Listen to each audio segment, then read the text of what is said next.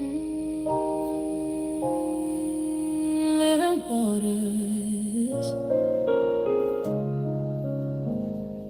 living waters, living waters. Yahuwah, move these waters for me. I'm so ready to let go of this world, disappear under some rock out there. Because my life is in a twirl, like a lock of hair, twisted in everywhere. Drop everything that matters not. I fought hard, oh I fought so hard, gave it my best shot. Gather all my stress inside, drop it in a pot, and just turn the fire up, all the way up, and just boil it all away. Take it all away, I'm all out of play. So lay me back in the water, let it flow over me. Living waters flowing so gently. Yahusha, use your hands and move these waters for me. Squeeze my nose, hold my breath, lay me back, bring me up, renewed. Now I'm back on track. Living waters flowing so gently. Yahusha, use your hands and move these waters for me. Squeeze my nose, hold my breath, lay me back, bring me up, renewed. Under the water, moving waters.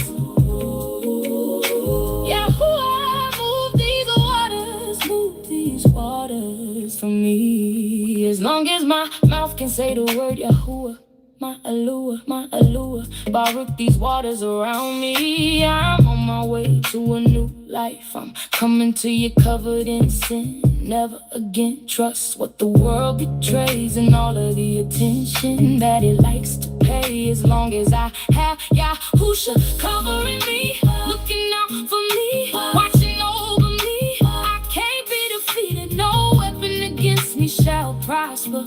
Your name is written across my heart, and I will not mistreat it. As I disappear under these waters, living waters, flowing waters, wash off my sins. If I had a wish, it would be to immerse my family and friends. Living waters, flowing so gently. Yahusha, use your hands and move these waters for me. Squeeze my nose, hold my breath, take me back, bring me up, renewed. Now I'm back on track, put me under the water, moving waters. Yahuwah, move these waters for me. Moving waters, flowing so gently. Yahusha, use your hands and move these waters for me. Squeeze my nose, hold my breath, take me back, bring me up, renew. Now I'm back on track.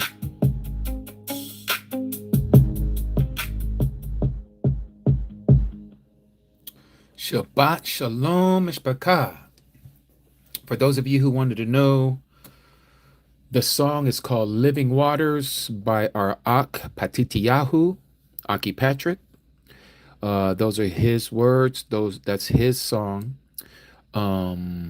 It's available on our website. I believe it is. Under songs, if you go to the heading of ambassadorsofyah.com and look at the tabs at the top, you'll see the 3 dots on the right-hand side. Scroll down to where it says songs, and you'll see a list of many songs there from the Mishpachah. Our Cody Nazareth makes songs. Our Cody Alexis Washington makes songs. I myself, Aki Patitiyahu, and the list is growing. It's growing. And but yes, that is a beautiful one. Living Waters. Yes, it's on Suno. That's right. Okay, and it is on the website. Okay, Tudata Aki Chris. That's our webmaster there, Aki Chris Yahoo. Yes, that song is Yapa. It is. It's really beautiful. A lot of our mishpachah, they make some Yapa music for the most part, right? Okay, so I received something here. Let me look at this. Give me a second. So let me go to my inbox. Stacy. Cody Stacy, you sent me something here. It says that there is please address this matter. Let me see what this is. Give me a second, all of you.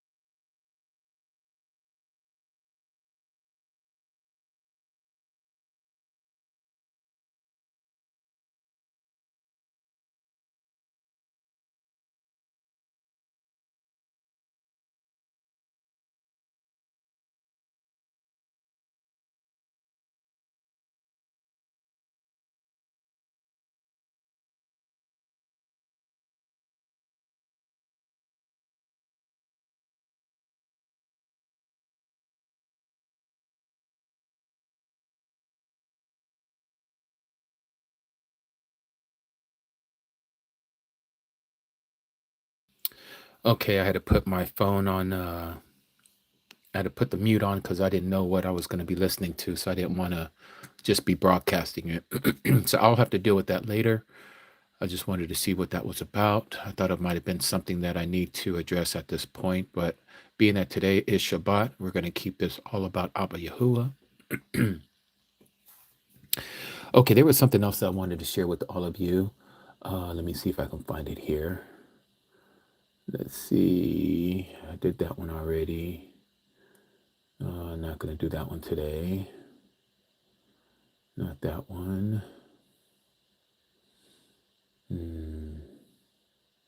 Nope, not that one either. Okay.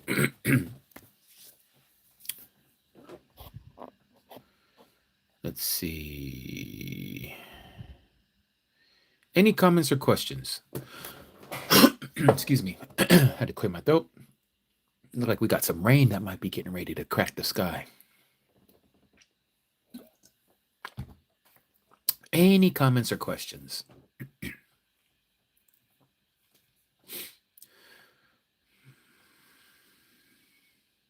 Or any concerns? And let us remember that today is Shabbat. So let us be mindful of what we're sharing and what we're speaking about.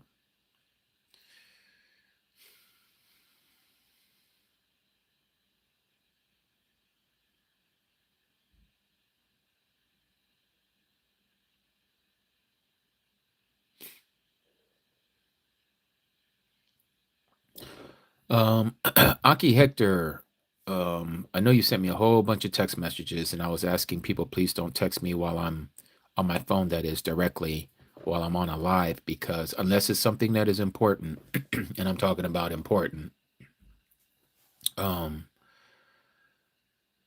what is your question, Aki? You can bring it here before the Mishpachah, and I'm sure we'll all be able to help you. Is it okay to throw out a fleece before the Most High, and would he allow the enemy to answer it if we do? Refine in the fire. I'm not quite understanding your question. Are you talking about the fleece, like how was it Gideon who did that? Where he would put out the fleece and he would tell Abba Yahuwah to only allow the fleece to be wet and not the ground, and then vice versa. May the ground be wet but not the fleece. Is that what you're talking about? Yeah, Gideon's fleece. That's what I thought you was talking about.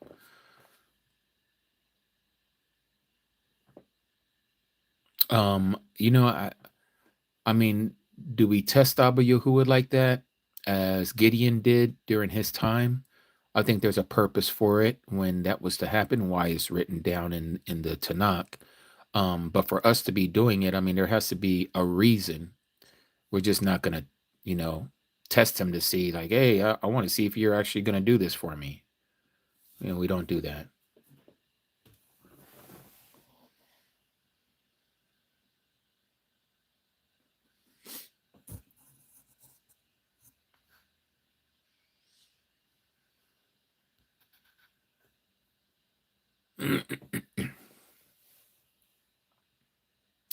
Oh yes, Cody.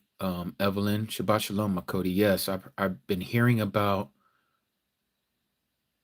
um about the water rationing over in Puerto Rico. Yes, are refined in the fire. No, I understand what I mean. Again, we all read it in Gideon, or we all read it about Gideon.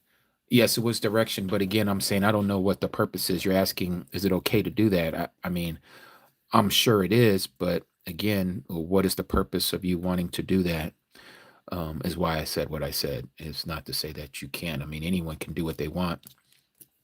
Now, is Abba Yahuwah going to is he going to answer you? That is to be determined.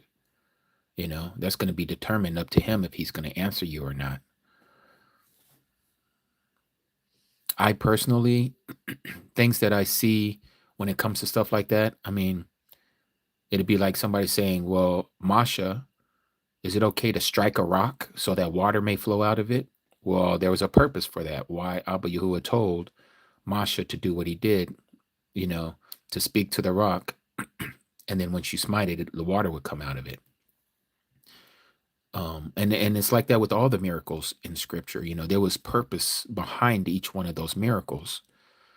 So unless there was a reason for Abba Yahuwah to do that in your life, I wouldn't do it. I wouldn't purposely do something like that before Abba Yahuwah unless he told me to do that, you know, to show me that, like, okay, how do you want me to show you that I'm the one, you know, because we're going to test spirits, right?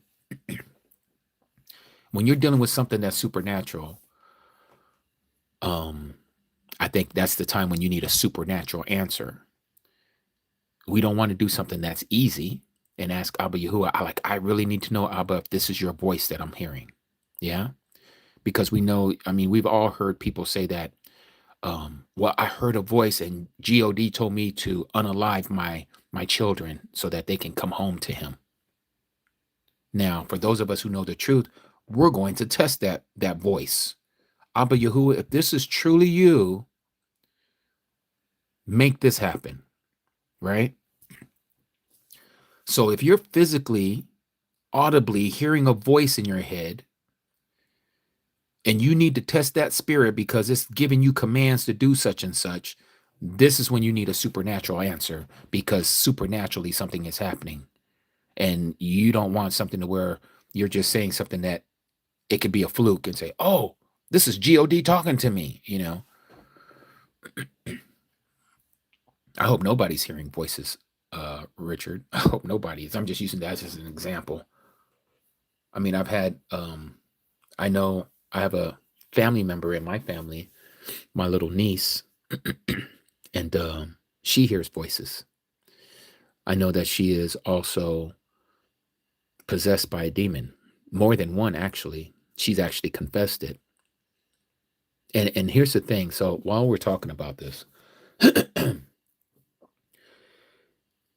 nowhere in scripture do you find anyone going around doing spiritual warfare. This is a modern day teaching, especially amongst the youth and people who are in charismatic, non-denominational assemblies, where this has taken fire since, I would have to say, since the early 2000s. You got people talking about spiritual warfare this and the Marine Kingdom this and the Marine Kingdom that. And, you know, this stuff, If you want to play around and you want to be talking to evil and wicked spirits because you're over here doing so-called spiritual warfare, you're going to have problems. These demons will jump on you. That's what happened to my niece. She clicked up with these other sisters online, and they were all talking about they denounced this and I rebuke you this and that, and pleading the blood of JC, although they were using the name Yahusha, pleading the blood of Yahusha over this and Yahusha over that. And these are things that that's not what Abba Yahuwah, that's not our purpose that Abba Yahuwah has created us for. The spiritual warfare is left to the angels. That is not for us. Abba Yahuwah will send out his angels on our behalf. This is what we palal for, right? We ask Abba Yahuwah to take control of these things on our behalf. Jeremiah 17, let's go there.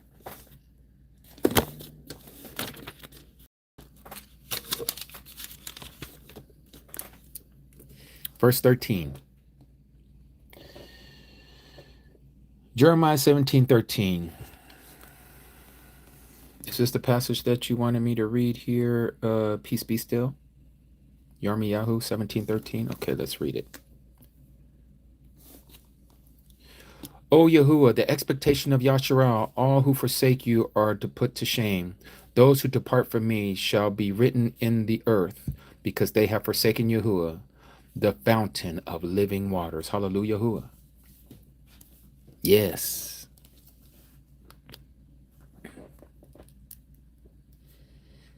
Yes, he is our living water.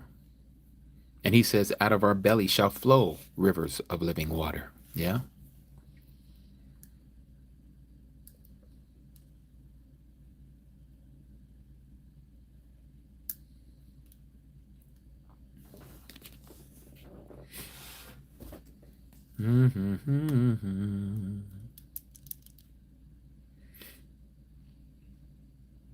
Okay, let's keep it going. What else? Anybody want to ask something? Questions, comments? Humbled Priest King says, be planted on the banks of the living waters. Hallelujah. Yahuwah.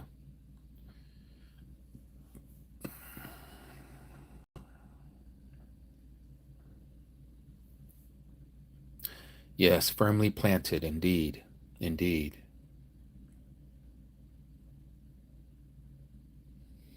$104.19. We already went over that one. That's why you put LOL, huh? Great to see you here, Aki. Shabbat Shalom. Earlier, I did see somebody asking me, I think it was, who was that? Aki Luis and Betty Rodriguez asking if I was still going to make my way down to the south. Right now, everything is on hold. Any movement that I'm doing, because I don't know exactly what Abba Yahuwah has for us coming up in the near future. Same thing, how do I say that? Kanaya, I hope I said your name right. Have you made a final decision on Feast of Tabernacles this year? Yeah, that is on hold as well.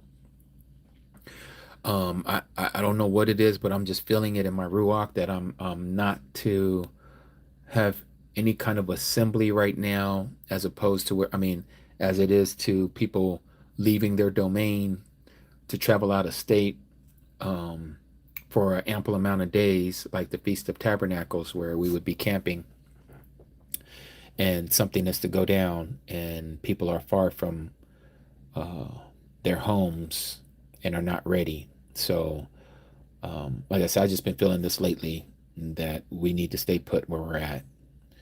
That is not to say that,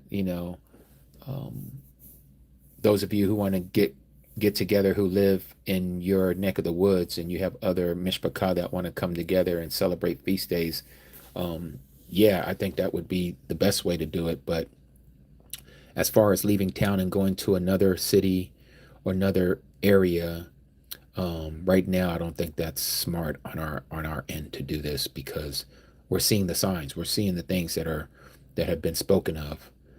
And the Feast of Sukkot might come and go, and nothing substantial has happened. That's okay. We're gonna side on precautionary measures than to be in error. And I just don't want anyone to be caught off guard, including myself. So we need to be very vigilant right now. Very vigilant. Yes, Simone, I did see Hector say he needs help. But again, I'm asking Hector to share what he needs help with here. Again, when I'm on these lives and somebody is trying to get a hold of me on my phone, it's not going to happen on a Shabbat. It's just not going to happen. Okay. For one, I'm doing what Abba Yahuwah wants me to do at this point, and I cannot put all of that on hold because we have a personal issue that's going on in our life. There's nothing personal here. It has nothing to do with anybody personally. I'm making sure that I'm doing what Abba Yahuwah has called me. No distractions. And this is why I tell others, if I have the opportunity, I would reach out to you later. There is, like right now, let me show you this. Because I don't think some of you know, like, look at this right here. You see how many emails I have here? 4,476 emails. You think I answered all of those? I'm just a mere person. I can't handle all of that. I try to answer as many as I can. Those that catch my eye, I try to get to them, but I just can't do all of that. And that's just on my email. I'm not even going into what I have on TikTok. TikTok is in the thousands as well. And sometimes when I go there into my open, or what do you call it, my inbox, and I just see 6 here, 10 here, 20 here, and I'm like, I can't. There's no way out. There's not enough time in the day for me to answer all of that. And it's nothing personal to anyone. I'm not disrespecting anyone. I just can't get to everybody, Then I have people who want me to phone call them. I got a job to do. I even though I work for myself, sometimes I'm in clients' homes. I can't just be talking in their homes. Sometimes they're doing things. I'm in someone else's house. I can't speak freely until I get an opportunity. And then there's times when I have just, you ever work so much that you just don't feel like talking? I'm just keeping it real. You just don't feel like talking. And the last thing I want to do is get on the phone with someone because I'm not in the right mood to talk. And that's the last thing I want to do, especially to the Mishpachah, because I love the Mishpachah. And so, when I get off work or whatever and I feel the way I feel, I know how I am. And so I will stay clear of any communication until I'm in a better headspace, or I feel refreshed, or where I can give the person my full attention and not be divided all over the place because I'm still doing this or I'm getting that done or whatever. And that's not fair to you, and it's not cool for me to do that. So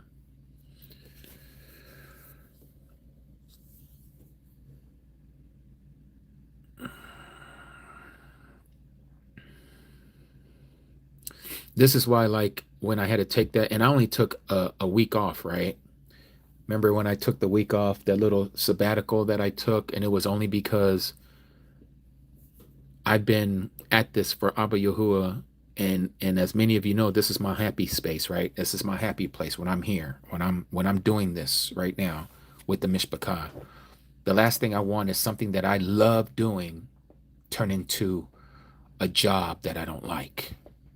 I want to keep what Abba Yahuwah has given me because I've always loved to speak His truth.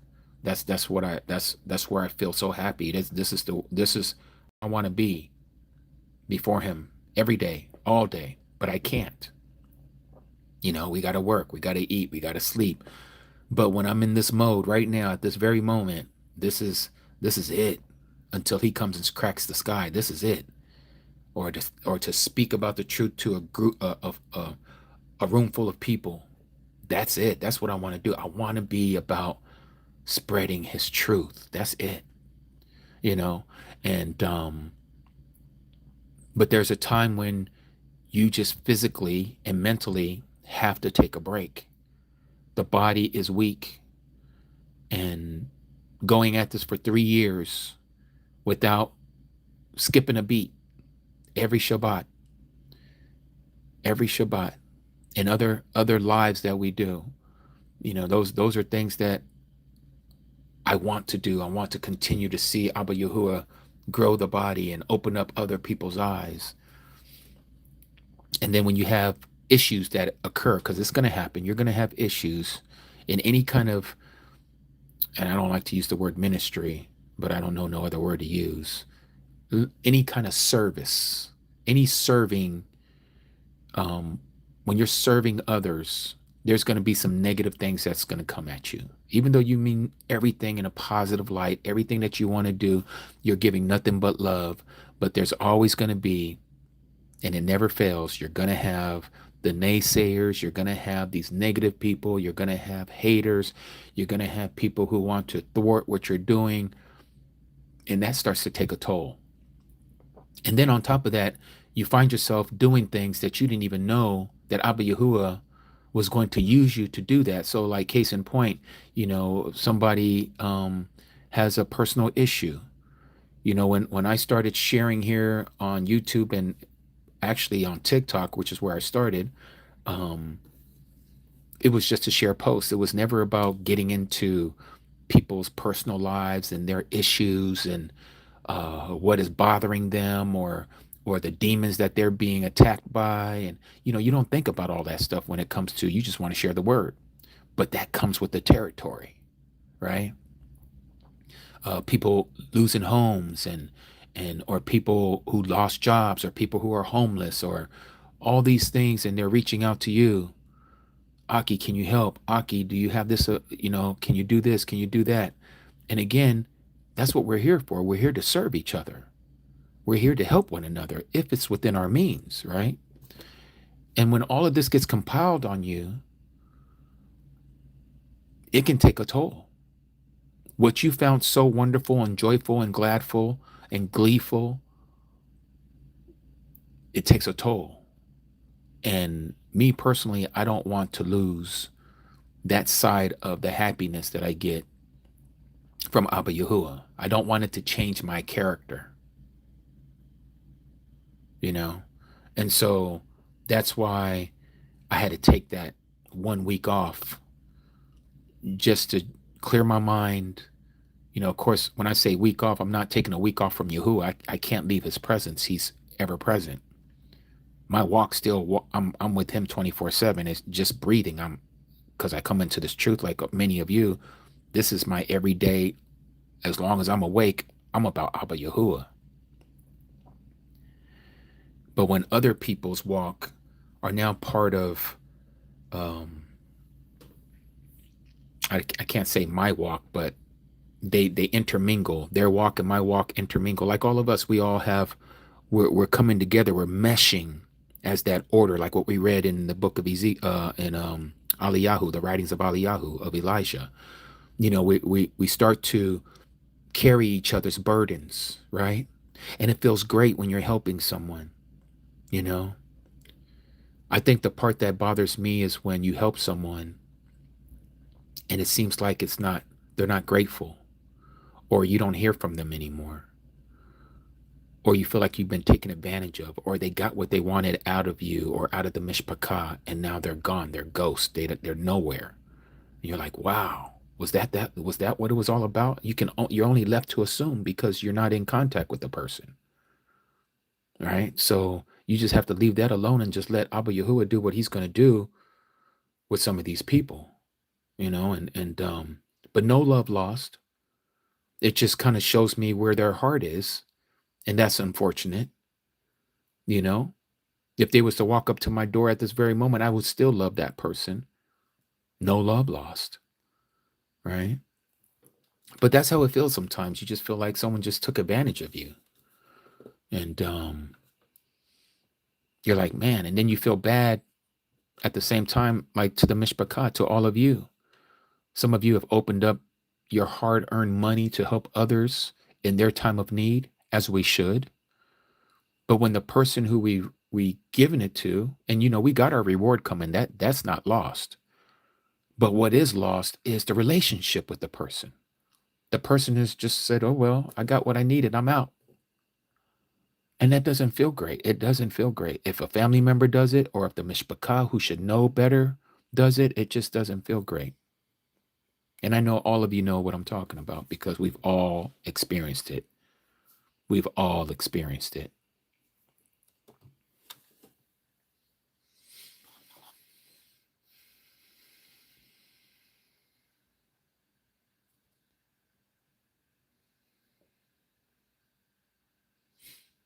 Let's see. Okay. Well, Cody Victoriahu, and Shabbat Shalom to you, Cody. It's not so much that you hurt for me or anything like that. And again, it's not a woe is me, if I could say it that way. And I appreciate your sentiments of what you're saying, or sentiments. I can't even say that right. But I guess I'm exposing that because it's the obvious of things that has happened.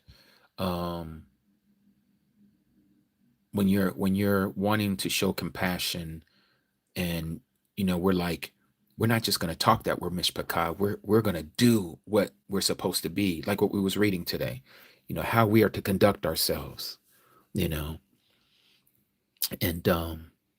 it's just sad because we're all individuals, we all have a mind of our own, and we can do what we want, and you'll start seeing splintering going on, and it happens. It's just the way it is.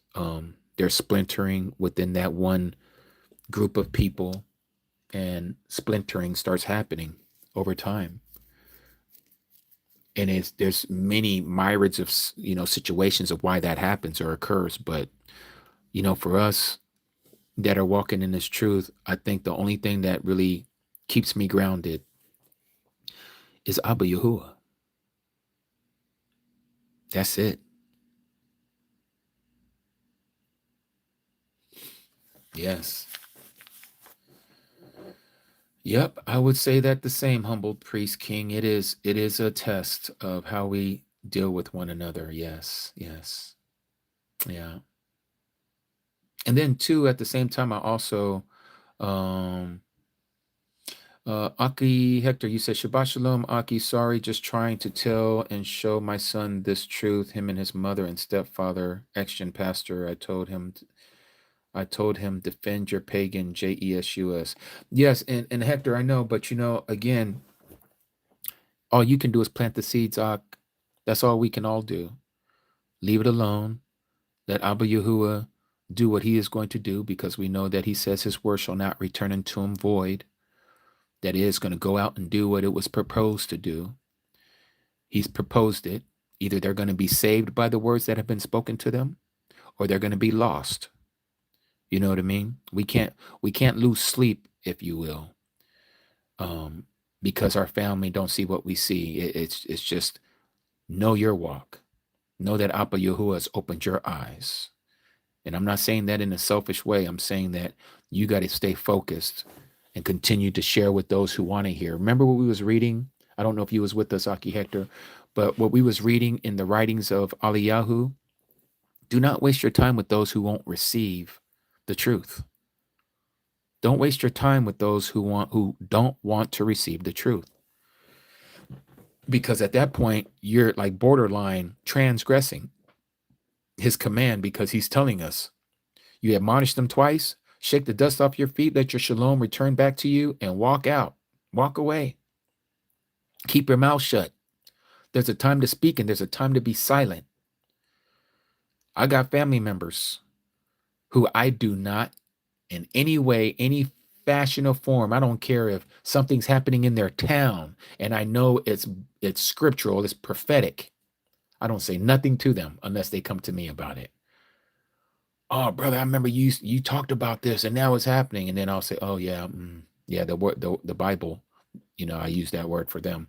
The Bible, speaks about this or speaks about that. But when I've been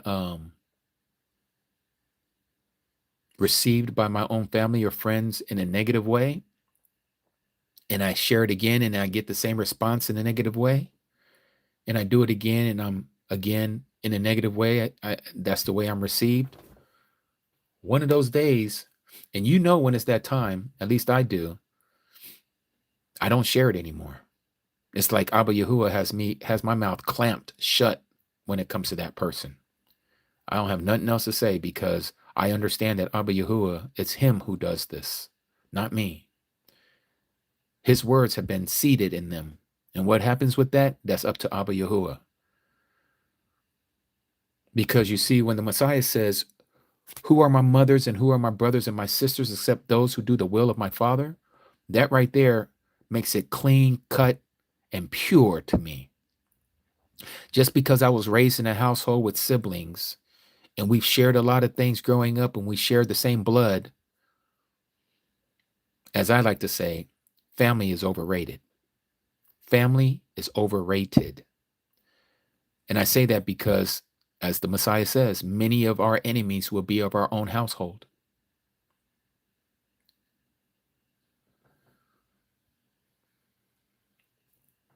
And that doesn't, it's not that I hate them or anything like that. I just know, because of the revelation that has been given to us, how to conduct myself with those who have rejected the truth.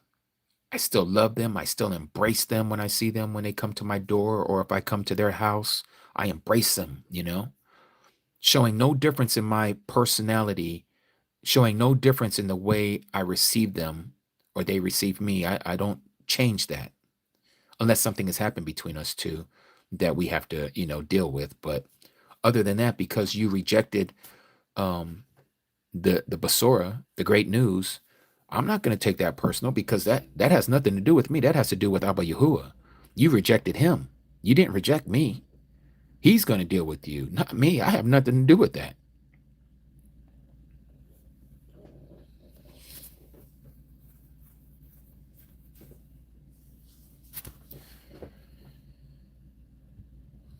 Mm-hmm. And it's a hard, as we would say, it's a hard pill to swallow, especially when it's like your children, or your husband or your wife, those that you cherish so much. It's one thing that you cherish your mom and dad. That's a different type of love, right? A different type of care, a different way that you love them. You love them nonetheless, but it's a different type of love. When it comes to your children or your husband or your wife, that is like you. That's you, right? You see yourself in your children. You see yourself in your husband or your wife. It's different than your mom or your dad or your brother or your sister.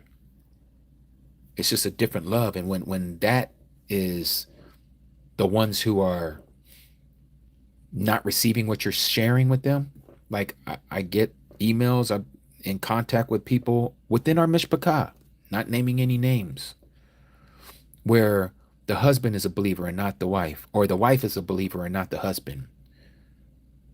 Those, and you try to counsel and you want them to not feel so bad, and what they want, because you know what it's like me and my Asha, me and my wife, we're evenly yoked, right? And we both believe in Yahuwah. We know that Abba Yahuwah is the center of our relationship. And I want that for everybody, their husband and wife, right? And for those of you who know me and have met me and my Asha, and have spent time with me and my Shah, you know how we are. We are one. We're one. When I'm with the Mishpachah, she's with the Mishpachah. But when I see or I hear of my Akis or my Kodis and their husband or their wife isn't on the same page with them, and I see the heartbreak in their eyes, and I see the hurt in their eyes, and I see the turmoil and the chaos that's going on in their home, and how they feel like they're losing their partner because the separation, this division is happening, that the Messiah told us was going to happen. He says, do not think that I have come to bring shalom. I have not come to bring shalom. I came to bring division, a sword. And that is hard, for those of us whose eyes are open. And it's like one of our mishpachah said to me, man, how is it that my eyes are open and my wife's eyes are not? And my children, they see and they praise Abba Yahuwah. But my wife, she's, it's like kryptonite. Every time we say Yahuwah in the house, she gets upset. Or anything to do with Yahuwah, she gets upset. And that is definitely a hard thing to deal with.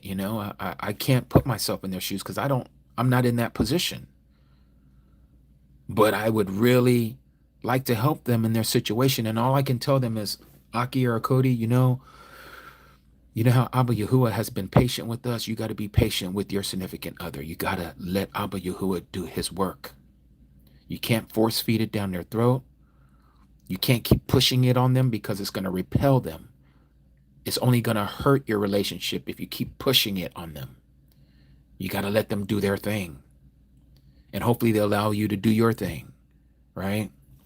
But it becomes very, very difficult when your significant other, who is your flesh, your husband or wife, you became one flesh with them. It changes up the dynamics of that marriage. And all I can say is continue to palau, fast on behalf of your family, and then maybe Abba Yahuwah will tear that barrier down, remove that veil that's over the heart of those every time they hear the truth and they just can't handle it.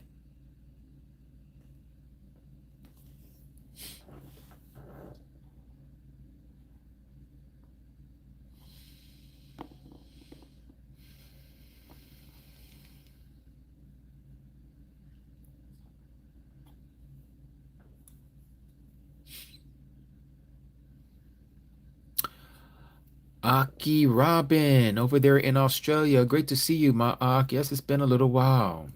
You say, I miss you, Mishpachah. Been busy with work. I will try to be on TT on the weekend. Yes, yes. Or here on YT as well, right?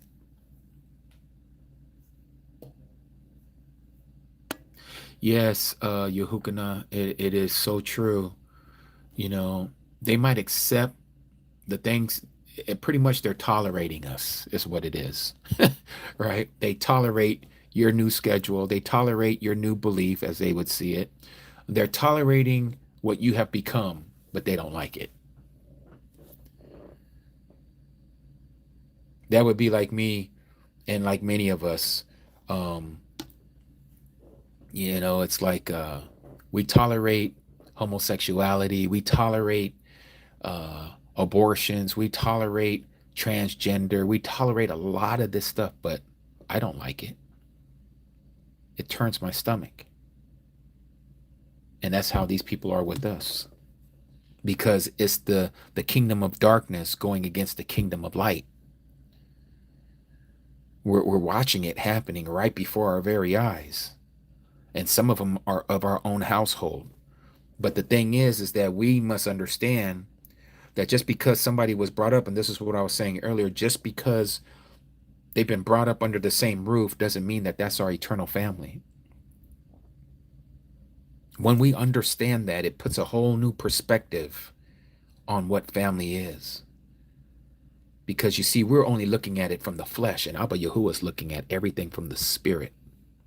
And that's where our mind is supposed to be, on the spiritual matters. We got a whole bunch of people, large families, DNA-wise, and practically every one of us can probably go back and look at our family, and we're probably the only one, maybe two, but we're probably the only one from the whole history of our family that knows this truth. And that is saying something, especially at this time. It is saying a lot.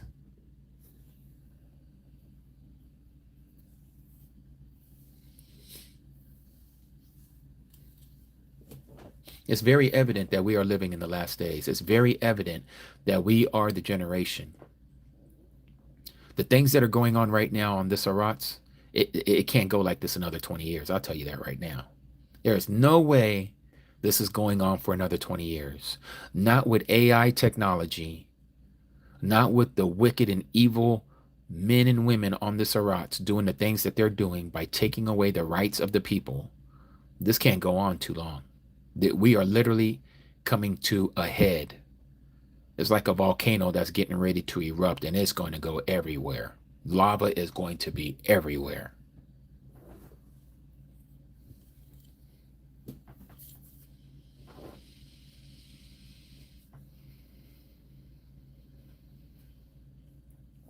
Right? You see? Only so many of us have what we have, and we're the only ones.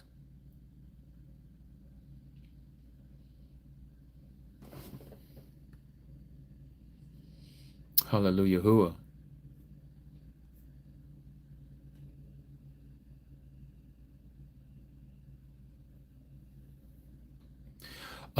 So our Aki Emmanuel is in the Georgia area. If you live in the southeast, specifically in Georgia, our Aki man, Emmanuel, is there to immerse. If you're interested in getting immersed, please get a hold of our Aki here. He's one of my moderators, Emmanuel Matitiyahu 87. Get a hold of him, and he'll get you immersed. As far as a Cody Wendy, I'm gonna have to get a hold of her and see what's going on. I know that she gets busy, especially on the weekends, and being that today is the first day of the pagan week, as far as working is concerned, they probably have her busy. But and she might be listening to us while she's driving. I don't know. Sometimes she does. If you're out there listening to me, Cody Wendy, Aki Emmanuel is trying to get a hold of you.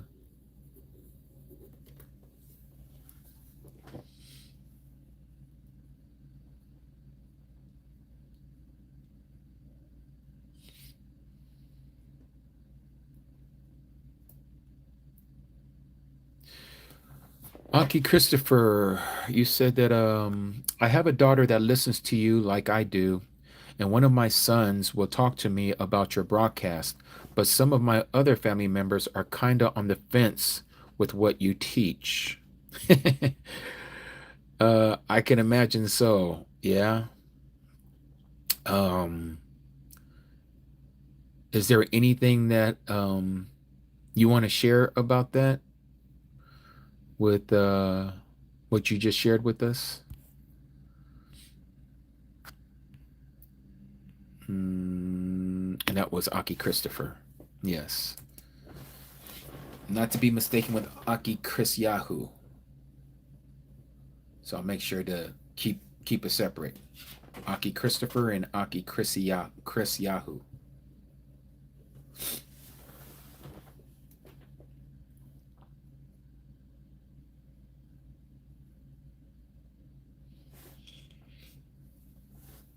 Is tradition wrapped up with the loyalty to mom with the way she was brought up? And oh, I see. Yes, yes.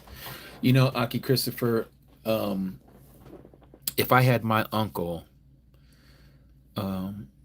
sitting next to me and I was having a conversation with him, many of you would be able to relate the way our family members react to us when it comes to this truth. I got family members who are diehard Xtians. Diehard, okay? I'm not talking about people who just identify as Xtians. I'm talking about people who go to practically every service that their pagan temples are going to have. They'll be there Wednesday. They'll be there Sunday. They're going to be there for their Jubilee celebration or their reunions and all of that other stuff. And they're the hardest ones to get to see the truth. They're the hardest ones. And why are they the hardest ones? Because they are religious fanatics, just like the Pharisees and Sadducees. If you realized, very few of the Pharisees and Sadducees have come to this truth. Nicodemus, Joseph of Arimathea, Those are the only two that I can think of off the top of my head. I'm sure there were some other ones, but very few of leadership or those who are indoctrinated, they have a hard time. And that's just not only Christianity, that's Islam, that's Buddhism, that's all these other isms and religions that are out there. If they're a fanatic about their belief system, they are the hardest ones. And that's my understanding of, you cannot pour new wine into old wineskin. You cannot pour new wine into old wineskin.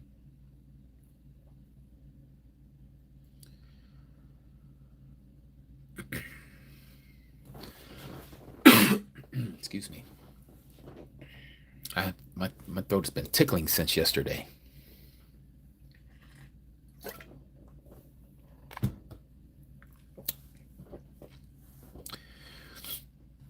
Okay.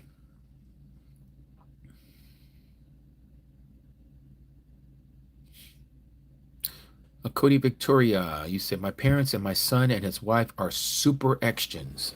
They're not regular, they're super extions. Yes. It's super hard to talk to them, but it's also hard from my other children. They don't believe in anything. Yeah.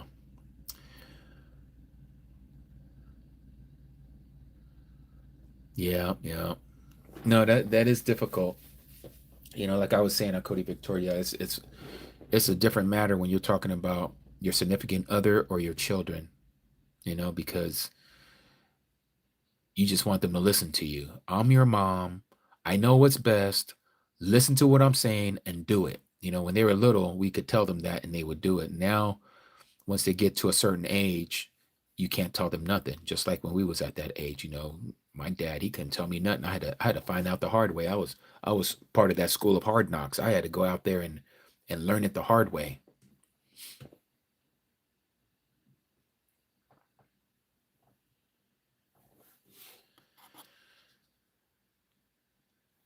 Cody Janine, you said that same with my mom. My children don't believe in anything, and my mom is a super action. With the cape on and everything, huh? Dun, dun, dun. I'm a super action with a cross on their chest. Aki Christopher, she will ask questions and even Palah and use the name of Yahuwah and Yahusha and the Ruach HaKodesh, but she will never waver, also because my mother-in-law lives with us and she is a staunch action. Yeah.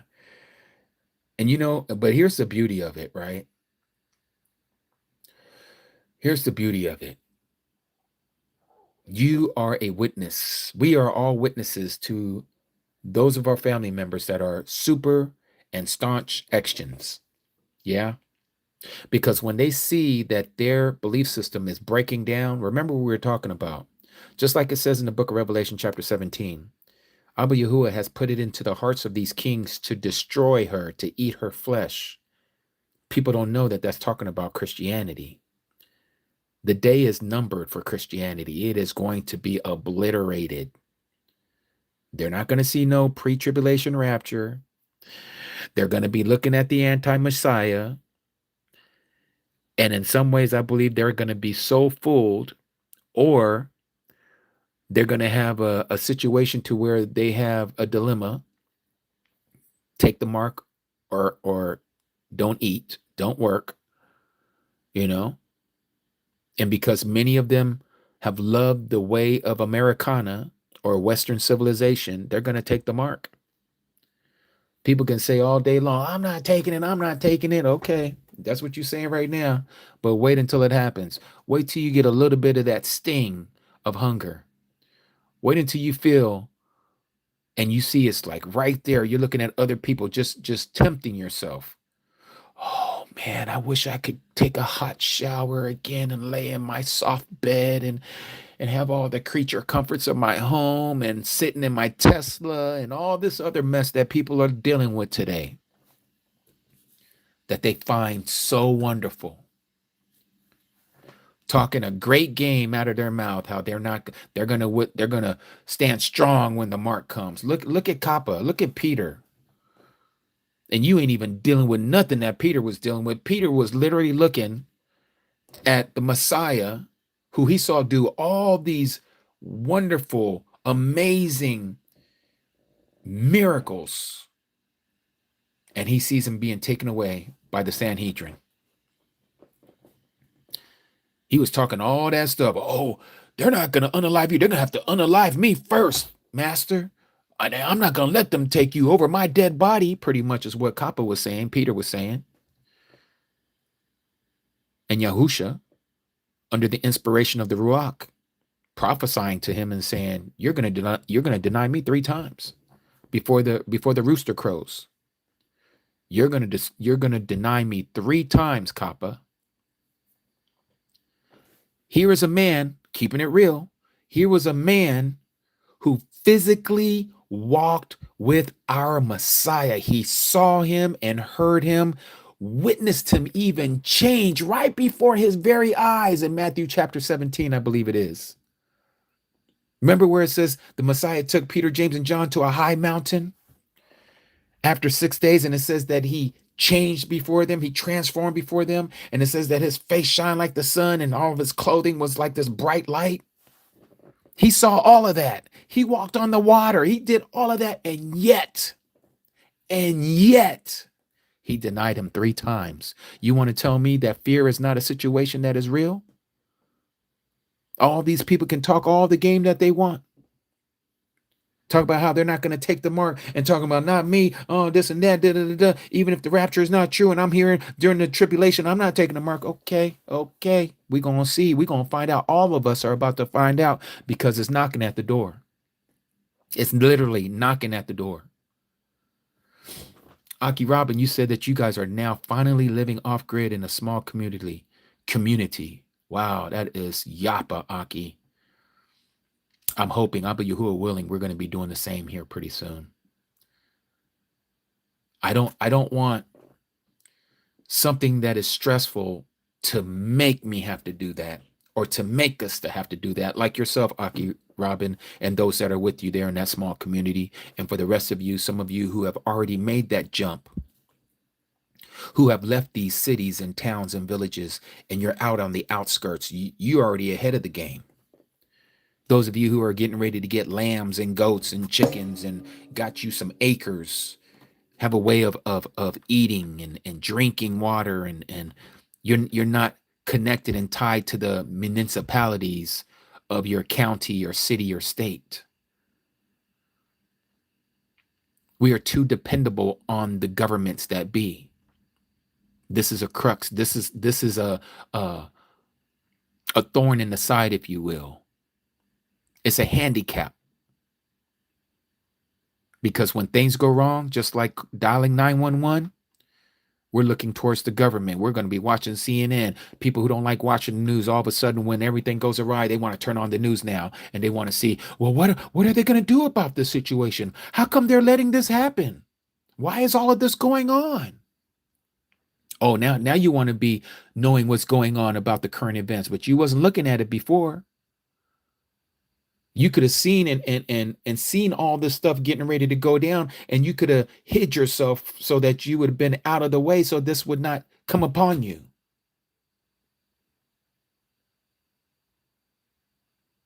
But many of us, we wait till the very last minute, right? A lot of us are, what do they call it? Procrastinators. We are procrastinators. Let me raise my hand. Procrastinators at its finest.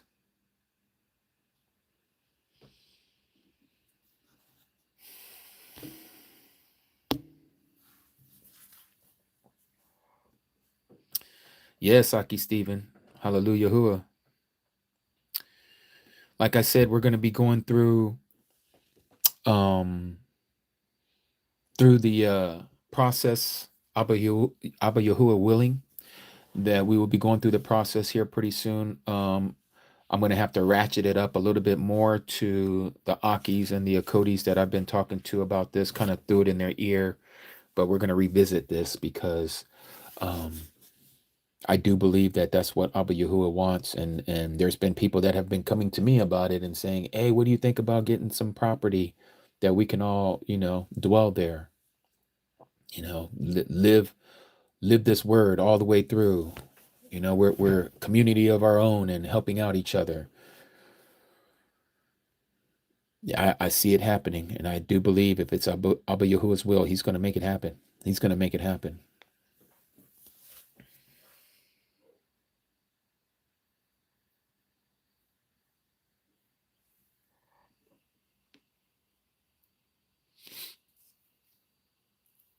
Mm-hmm.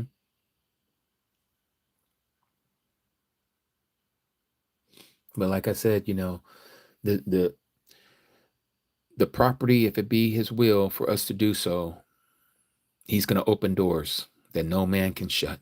He's going to open doors. Well, you know, I wouldn't say it here, Aki Krilitos. Um, what would be a great place to buy? The only thing that I can say is, and I'm keeping it general, like I said earlier, out of the cities, towns, and villages.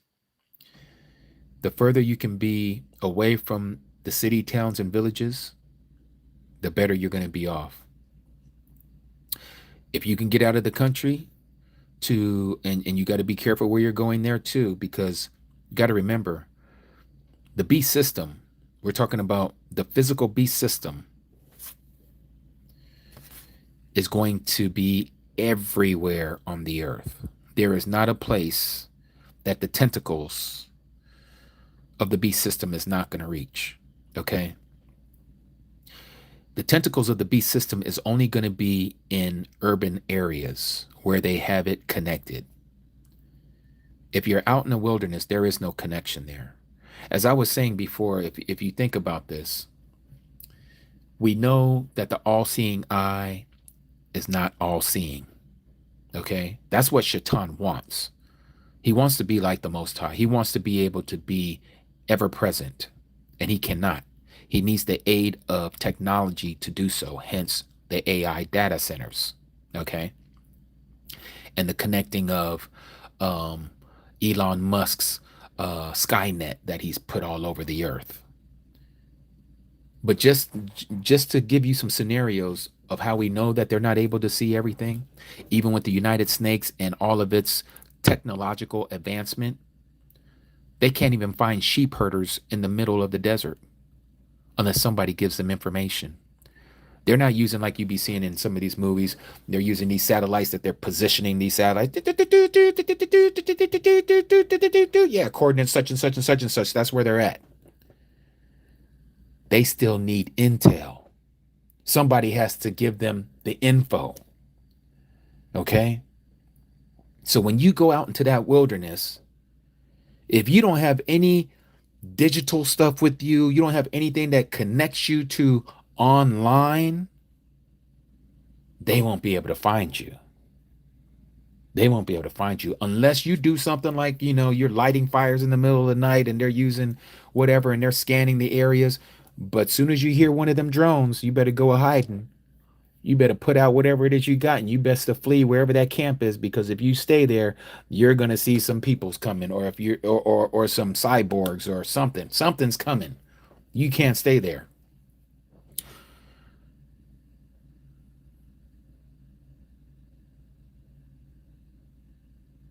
Yep, exactly. Peace be still. Mm-hmm. Abba Yahuwah is going to be the one who's going to direct us. And again, keeping it 100, just like we read, and none of you have ever heard me say that once you leave that pavement, that everything is going to be hunky-dory, because that's not what it says in the word. It says that some of us who have understanding, we too shall be caught. We too shall stumble, meaning being unalived. But it's to purge us. It's to cleanse us. It's to make us white, pure, clean, removing the dross. Think of all those that came before us, all the Nabaims, the prophets. What did they do wrong? Nothing. They were just speaking the truth. And what happened to them? They were unalived.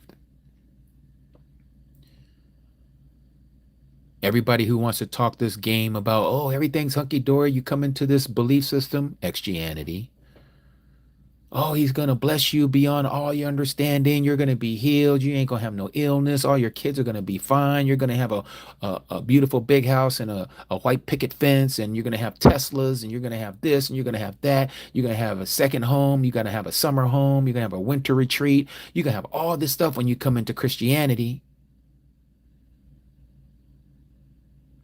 But that's not the truth. Satan will give you all of that if you follow his doctrine. Yeah. But that is not the truth.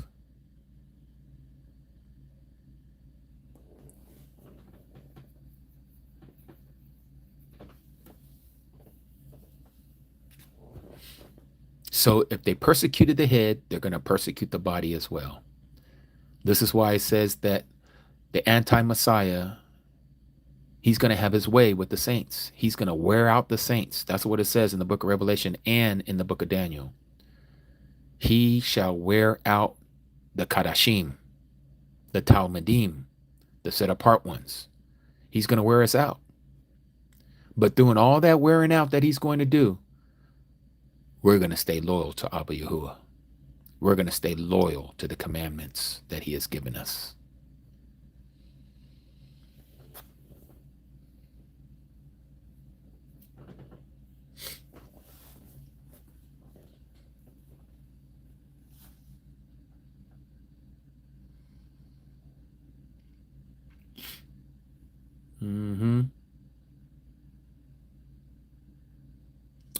Fanny Smith, what about the people that have devices in the body? Can it be detected? So, Fanny, you're going to have to give me, what do you mean? What kind of devices? Are you talking about like pacemakers and stuff like that?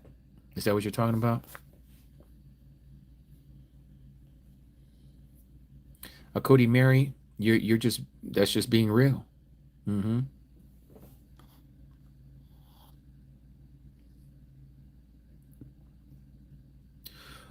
Simone, what's not just Christianity? What are you talking about?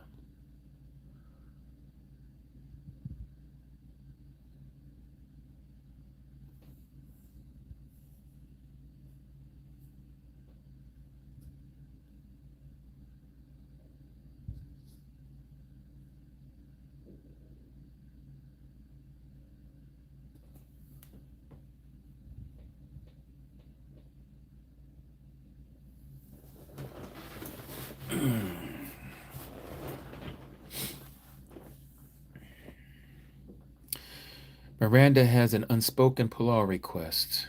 Okay.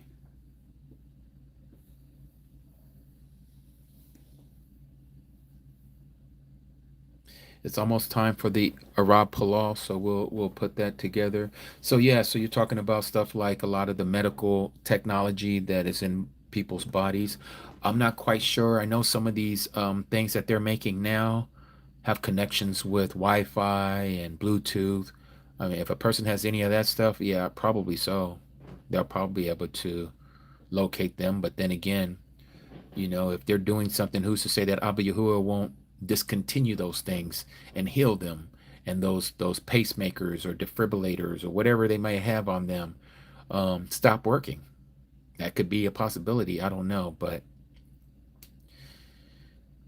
hopefully that these people who have these things, they're believers. The problem with a lot of those things is say if we have a EMP attack, those things are probably going to be shut down and they're probably going to end up being unalive because the pacemaker will stop working. People don't have Faraday cages on their pacemakers, at least not to my knowledge. That's not to say that they haven't.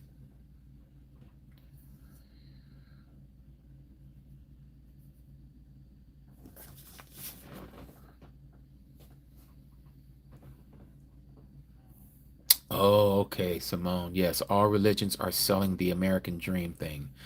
Well, yes and no. Yes and no.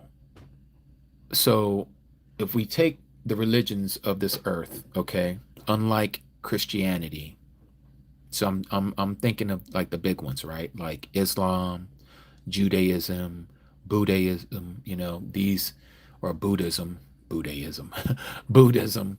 Um, Do they intermingle the American dream with their religious belief? Yes, but at the same time, no. And what I mean by that is because unlike Christianity, a lot of these other belief systems, um, they have a history, a culture that is connected to those religions. Just like Christianity has a culture that is connected to Christianity. The American dream is a Christian ideology. Okay, it's not a Buddhist ideology. It's not a Muslim ideology. It is a Christian one. And this is why you find it in Americana. So, what I was talking about as far as the way this world sells it, it is a Christian thing what they do that you don't find in any other religion. And this is why Christianity is the tear. It is the tear that lives amongst the wheat, that looks like it's the true doctrine, and it's not. Buddhism, we know it's not true. Islam, we know it's not true. Okay? They're not coming out of the book that we come out of. But they're using that same book, and at the same time, they're giving you a big house and a picket fence and have your cross on the lawn. That's not religion. That's not the other religions. That is specifically to Christianity and Christianity alone, because Americana is Christian.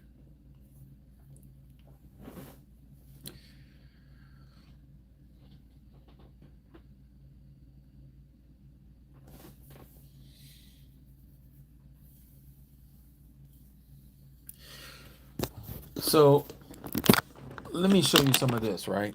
Like right here.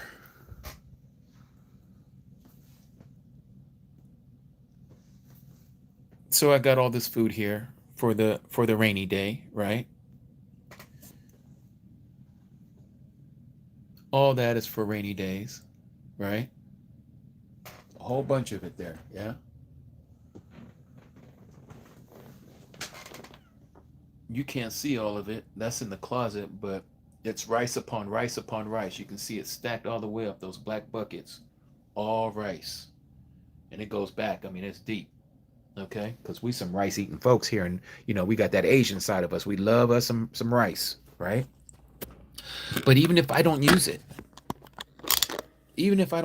my family members, they know it's here. Those who don't believe as I believe, they know. Some of them don't live too far away from me. They can walk over here. It might take them an hour or two to get here, but they can get here. They can help themselves to some rice, you know. But again, we don't put our trust in those things that we're able to get. Now, I'm not saying that you shouldn't do any prepping. I think it's just normal to prep because you just never know. It might be an earthquake. It doesn't even have to be the stuff that we're reading about in Matthew 24, Mark chapter 13, Luke chapter 21, the book of Revelation, the book of Daniel. It just might be something that happens in your neck of the woods. You just want to be prepared for anything, if at all possible, for you and your family.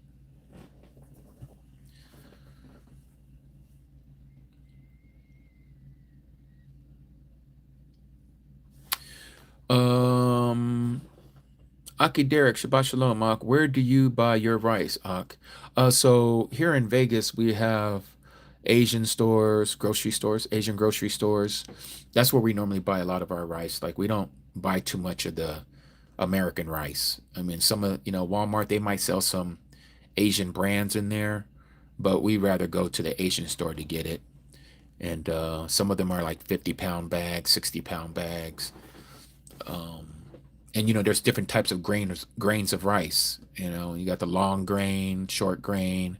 I personally like the black rice, very nutritious, that has not been processed. So pretty much anything that's been bleached, like white rice, white flour, anything that's bleached is like white bread. You know, I try to stay away from that stuff, and plus it gives me a headache.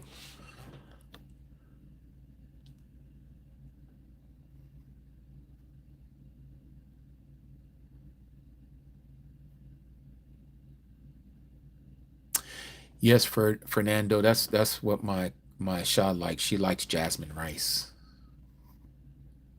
Yeah. And here's the thing. Oh yes, kimchi. Gotta have some kimchi.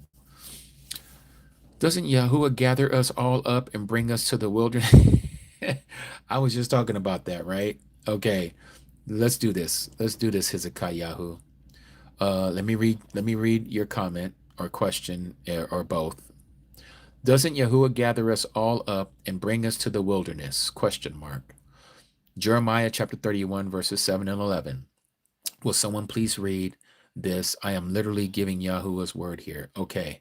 So, yes, you are giving us a passage and we're going to read it. Okay. Let's go to Yirmiyahu. I'm actually in Yirmiyahu right now. So let's go to chapter 31, verse 7 to 11. 31 verses 7 to 11 reads this. And then I'm going to answer your question there, Hakmoni, Hezekiah. Okay, so, and of course I'm going to use the word to do it.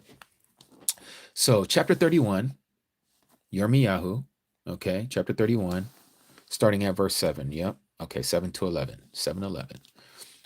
For thus said Yahuwah, sing with gladness for Yaqub, and shout among the chiefs of the nations. Cry out and give praise, and say, O Yahuwah, save your people, the remnant of Yasharal.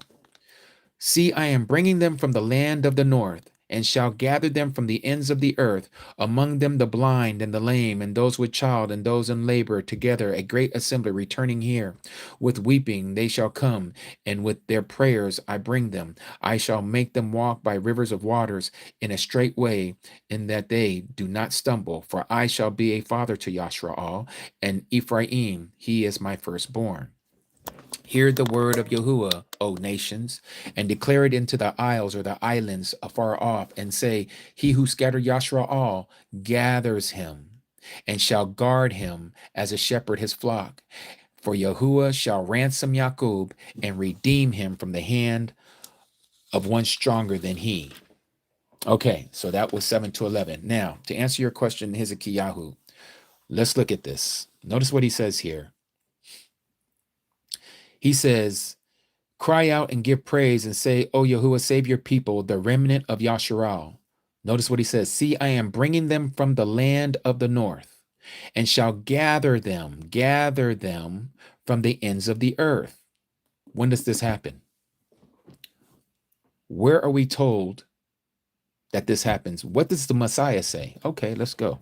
Matthew chapter 24. Let's do this. First, I'm going to show you where he gathers us, okay? Matthew chapter 24, it says this, verse 31.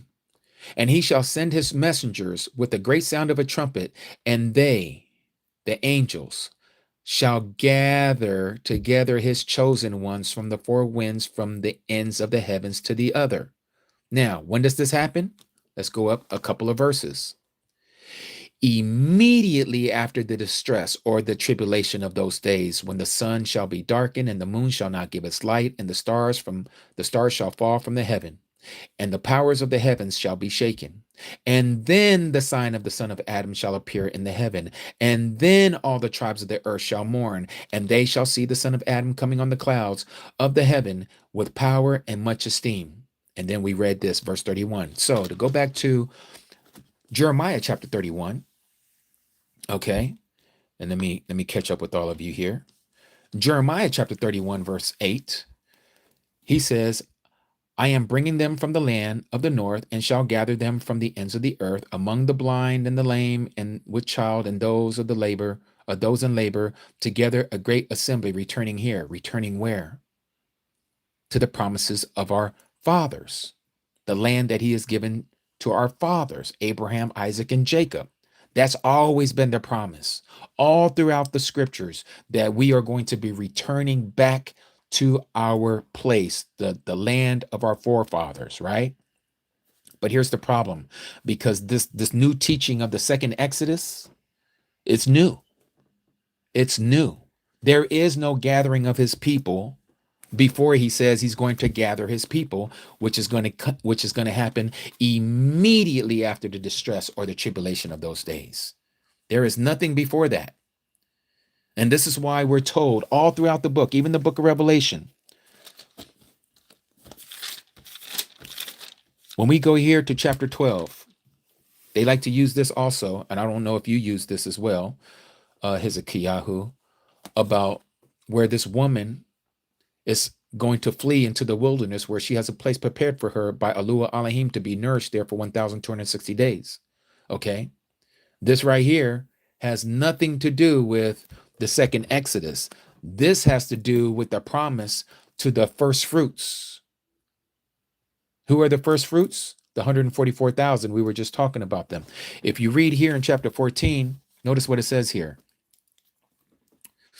And I heard the voice, let me back up. 14 verse 1. And I looked and saw a lamb. Notice the word lamb is capitalized, so we know which lamb this is. This is the lamb that we read about it in Revelation chapter 5, the one that was able to open up the seals. No one else was able to open up the seals but the lion from the tribe of Judah, right? The lamb that was slain before the foundation of the world, the one that had the 7 eyes and the 7 horns. He was found worthy to open up the scrolls of him who sits on the throne. This same lamb, because we know our Messiah isn't a physical 7-eyed, 7-horned lamb. This is metaphorical speech, symbolic speech of the Messiah, who has been given the deed to the earth to once again take it from Shaitan, who Adam gave it to in the garden when he fell along with his wife. The 144,000 are found with the Lamb standing on Mount Zion. Well, this Mount Zion is not the earthly Mount Zion, and you're going to see here, it says, and with him the 144,000 having his Father's name written upon their foreheads. And I heard a voice out of the Shama, out of the heaven, like the voice of many waters, and like the voice of loud thunder, and I heard the sound of the harpists playing their harps. And they, that is the 144,000, they sang a renewed song before the throne and before the 4 living beings and before the elders, the 24 elders. And no one was able to learn the song except the 144,000 who were redeemed from the earth, meaning that these people are going to be alive when this occurs. They're going to be redeemed off the earth. Okay? And they are those, the 144,000, who were not defiled with women, for they are virgins. This has nothing to do with them physically never having sexual intimacy. This has everything to do with them not, let me say that again, that they did not have spiritual adultery with other religions. Okay? Meaning that they didn't believe any other doctrine but the only true doctrine that was given to us by the Father. They kept themselves pure. They came out of her, as he says in Revelation 18, verse 4, come out of her, come out of the harlot, my people. They are virgins, they are clean, they are pure. So this has to do with religious institution. This has nothing to do with them being virgins physically. This has everything to do with them not playing the harlot, okay? They, the 144,000, are those following the Lamb wherever he leads them on. Just like it says in John chapter 10, verse 27. What does it say in John chapter 10, verse 27? Let me take you there. John chapter 10, verse 27 says this. My sheep hear my voice, and I know them, and they follow me. Go back here.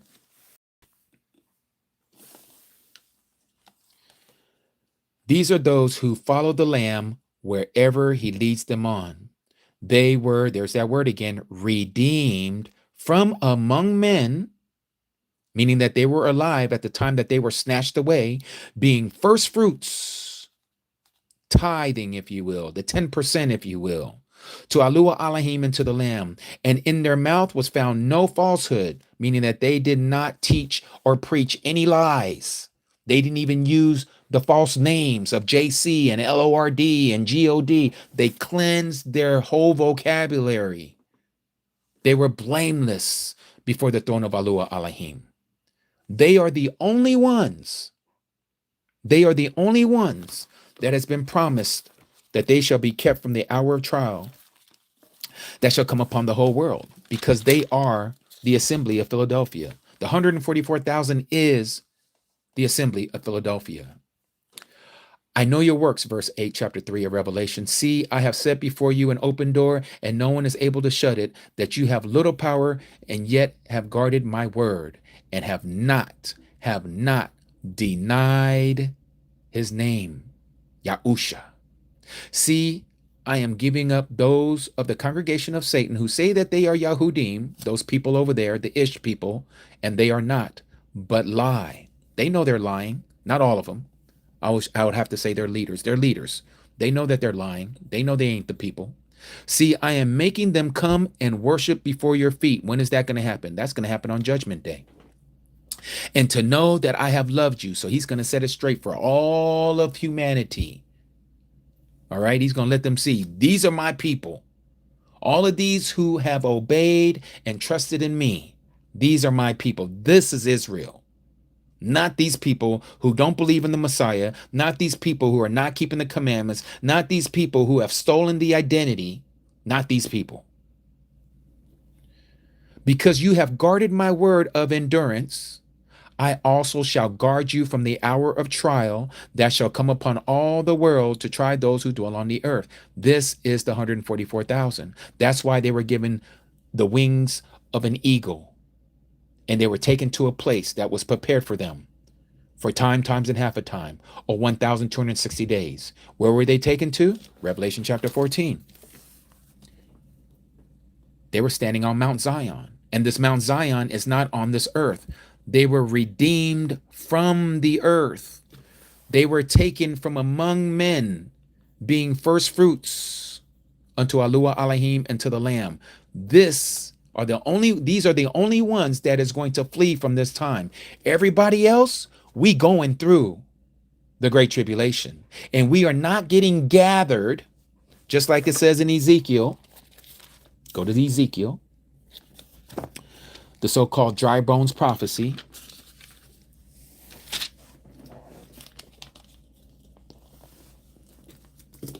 Notice what it says here. When does this occur? This is the resurrection. It says here, and he said to me, prophesy to these bones, and you shall say to them, O dry bones, hear the word of Yahuwah. Thus said the Master Yahuwah to these bones, see, I am bringing into you a spirit, and you shall live. This is talking about the resurrection.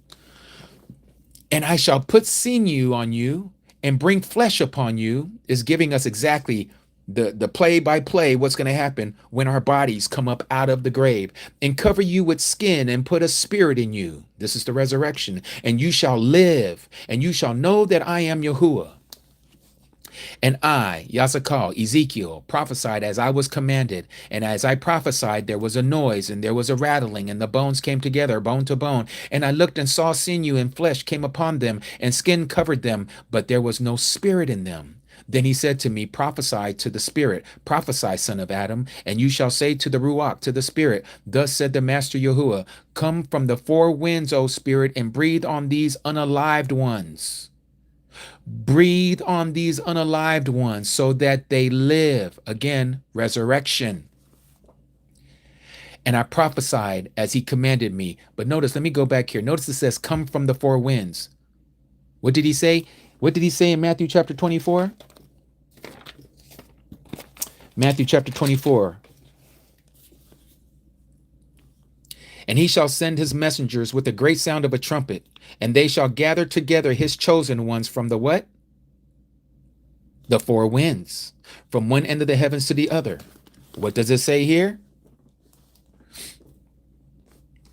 Thus said the Master Yahuwah, chapter 9, verse 38, or 37, excuse me. Come from the four winds, O Ruach, and breathe on these unalived ones, meaning that they're in the grave, so that they live. What does this passage here say about that in Matthew 24? And he shall send his messengers with the great sound of a trumpet, and they shall gather together his chosen ones from the four winds, from one end of the heavens to the other. What does Shaul say about this in 1 Corinthians chapter 15? Verse 51. See, I speak a secret, a mystery to you. We shall not all sleep, but we shall all be changed in a moment, in the twinkling of an eye, at the last trumpet. What did he say over here? What is he going to do? And he shall send his messengers with a great sound of a trumpet, and they shall gather together his chosen ones from the four winds. Go back here to 1 Corinthians chapter 15. What does he say about this last trumpet? For the trumpet shall sound, and the dead shall be raised incorruptible, and we shall be changed. For this corruptible must put on incorruption, and this mortal must put on immortality. Back to Ezekiel chapter 37 about the dry bones prophecy. Again, thus said the Master Yahuwah, come from the four winds, O Spirit, and breathe on these unalived ones, so that they live. And I prophesied as he had commanded me, and the Spirit came into them, and they lived and stood upon their feet, a very great army. And he said to me, Son of Adam, these are the bones of all the house of Yasharal, not these fake Jewish people. See, they say, our bones are dry, our expectancy has perished, and we ourselves have been cut off. Therefore prophesy, you shall say to them, thus said the Master Yahuwah, see, O my people, I am opening your burial sites. I am opening your graves, and shall bring you up from your burial sites, from your graves, and shall bring you into the land of Yasharal. Isn't this what you just asked me, Hezekiah? That he is going to bring his people back in Jeremiah chapter 31? Yes, he is. From the north country and from the four winds of the earth, he is going to bring us back to the land that has been promised to Abraham, Isaac, and Jacob. But it doesn't happen until at the last trumpet. When the last trumpet occurs, then we shall be gathered. Then we shall be gathered. There is no gathering before that. There is none. And so it goes on and says this, and you shall know that I am Yahuwah when I open up your graves, your burial site, my people, and bring you up from your burial sites, and I shall put my spirit in you. And you shall live, and I shall settle you in your own land. This is when he does this. This is at the resurrection, the first resurrection. And you shall know that I, Yahuwah, have spoken, and I have done it, declares Yahuwah. You ain't going to find anywhere before this. Even if you go back to Ezekiel, which people like to use in chapter 20 about the second Exodus, right? Let's look at this. Notice here where I put second Exodus for those who love to say that this is the second Exodus. Let's read this. Ezekiel chapter 20. Let's start at verse 33.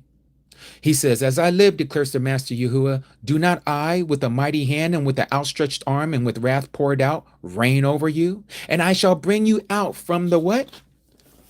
The peoples, that is the Gentile countries, and gather you out of the lands where you are scattered. This is what happened to the children of Israel because of their disobedience, as he has said, and as it is to this day, with a mighty hand and with the outstretched arm and with wrath poured out. And I shall bring you into the wilderness of the peoples, the wilderness of the peoples. Listen to that. Who are the peoples? The Gentiles. Where's the wilderness? In the countries where you have been scattered, where you have been taken into captivity. And he says, and I shall enter into judgment with you face to face there. So while we're in our captivity, which we are right now, those of you who live here in the United States of America, you're in the land of your captivity. If you're in South Africa, if you're in Australia, if you're in New Zealand, if you're in China, it doesn't matter. If you come into this truth and you know this truth, you are scattered. You are not in the land of our forefathers. The people who are in the land of our forefathers right now are not the people of the book. They are the imposters. They are the settlers. They are the 2939 48ers, the Ashkenaz. That's what they call themselves. And rightfully so, because they are from Gomer, and Gomer is from Japheth. They are the Gentiles. And they will continue to trample on Jerusalem, just like it says in Luke chapter 21, verse 24, until the times of how does it say it? And they shall be scattered all over the earth, talking about the children of Israel. And then the Gentiles will trample on Jerusalem until the times of the Gentiles are fulfilled. They are still there. The Gentiles. Who are the Gentiles? The Caucasians. Who are the ones that's calling themselves Jews and are not? These Caucasians who come from Poland, who come from parts of Russia, who come from parts of Ukraine. They are the ones who went down there and call themselves Israelites, or Israelis, as they like to use their name. And so you have somebody like Benjamin Netanyahu, which is not his real name. His last name is Milikowski. He's a Polish man. His DNA is Polish through and through. These people have taken on the identity of the true Israelites. But all of this occurred just like it was written in the word that was going to happen, because the true Israelites were very disobedient. And so they were put on those slave ships and they were carried to the four winds of the earth. And it's from there that they are going to be brought back to the land. And this is what we're reading about here. So he says that he is going to deal with us. He's going to deal with us face to face there. Where? In the wilderness of the peoples, in your captivity. He says, as I entered into judgment with your fathers in the wilderness of the land of Mitzrayim, so I shall enter into judgment with you while we're in the wilderness of the Gentiles, in the land of your captivity. Yeah, ain't no second Exodus. And it goes on and says, and I shall make you pass under the rod, and shall bring you into the bond of the agreement, the bond of the marriage vow, the bond of the contract. Who did he make the contract, the marriage vow, the agreement with? The house of Israel and the house of Judah. He didn't make it with the house of the Chinese. He didn't make it with the Japanese. He didn't make it with the with the Australians. He didn't make it with nobody else but Israel. He says, and I will purge out the rebels from among you. That's what's happening right now. Those who don't want to follow the commandments, those who don't want to keep and observe his Torah, they're the rebels. They are the ones who are rebelling and are not being obedient. He is going to purge them from among you, those who transgress against me. How does one transgress? It's because they're not keeping his laws. Just like we see in Christianity today. From the land where they sojourn, I bring them out. You see that? But they shall not come into the land of Yasharal. And you shall know that I am Yahuwah. So again, there is no second Exodus. If you want to call anything a second Exodus, you're in it right now. When your eyes were open to the truth, you came out of Egypt, out of the house of bondage, and you know who you are now. You have went through the Red Sea. You have been immersed. You've been baptized. You are to come out the other side as a new being, a new creation in the Messiah. Now you're going to walk and you're going to be tested in the wilderness of the peoples. He's going to see if you're going to stay obedient to his agreement. He's going to bring you under the bond of the agreement. And any of us who do not do it, you're not stepping foot into that land. He's going to purge all you rebels who don't want to keep the commandments, who don't want to keep the festivals, who don't want to eat clean, the dietary laws. You don't want to do any of this, who don't want to keep the Shabbat, don't want to know the true calendar. Don't worry, Abba Yahuwah has a place for you because you don't want to seek righteousness. He's got you. He's got a place for you. So Hezekiah, to answer your question, there is no second Exodus, unless you want to call what you're in right now the second Exodus, while you're in the wilderness of the peoples.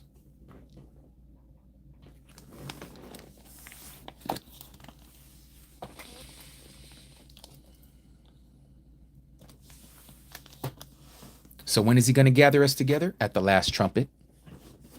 And what's the last trumpet? The seventh trumpet. I can show you proof on that too. You'll see that there's a resurrection there. Revelation chapter 11. Let's go there. Revelation chapter 11 is very clear about what happens at the last trumpet.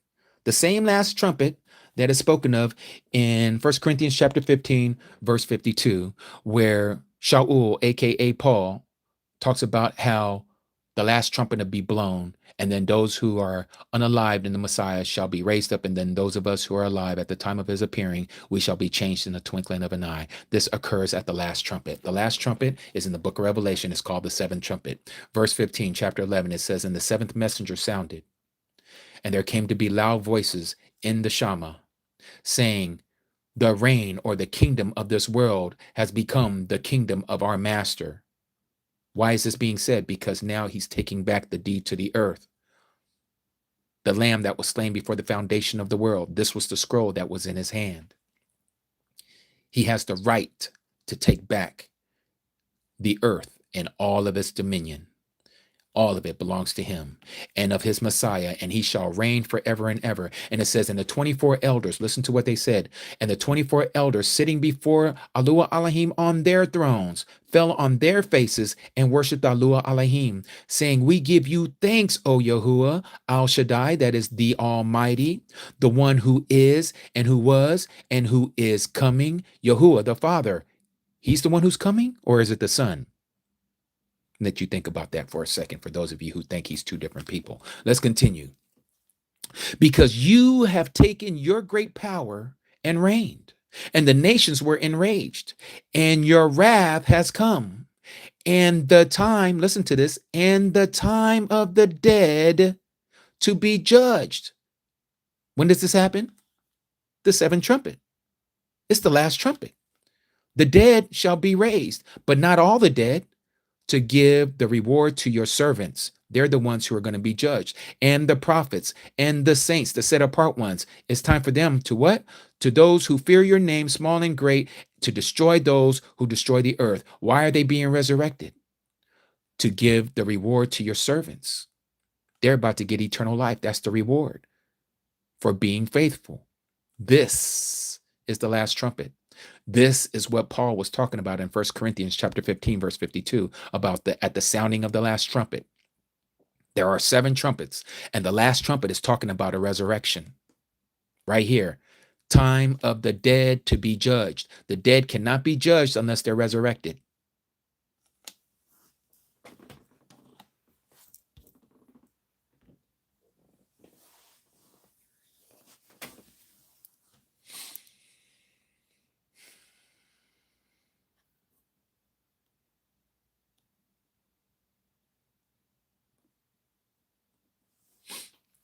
Brother Reuben, you said somewhere it says that there will be a greater exodus. Yeah, bring it up for me if you can find it, please. And we'll read it.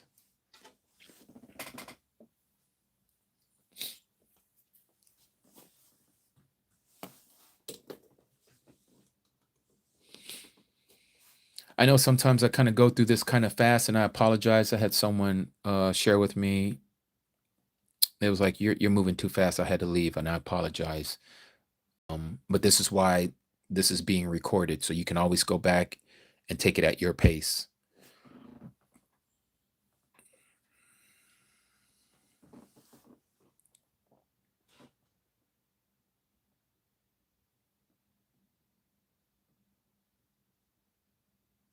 Okay, Hezekiah, yes, you're very welcome. I'll be looking forward to your email. Hopefully I will see it, okay? Because I don't, like I said, I was showing earlier, I think I have like, what was it, 4,000 something? I can't remember. I got a lot of emails.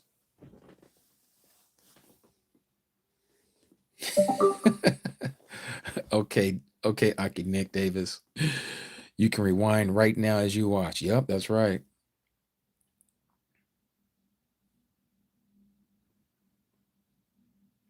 Yeah, and you know, I apologize sometimes when I'm not being mindful of how fast I'm speaking or how fast I'm going from one passage to the other.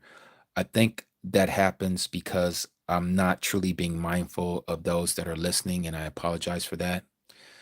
So please go back and rewatch if you are interested to get those passages that I talked about and look at those passages yourself. Because again, I have studied out the second Exodus understanding, and it's nothing but a repackaged Hebrew Israelite rapture, if you will. Instead of going up into the heaven, you're going out into the wilderness as a collective group where everyone's going to get gathered together, right?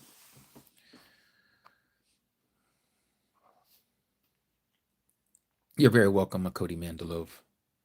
Jeremiah chapter 16. Okay, I think we were just there, right? Well, I think we was in 31, but let's go to Jeremiah chapter 16. Jeremiah chapter 16. And exactly where in Jeremiah chapter 16 am I reading from? Queen. What part of Jeremiah chapter 16?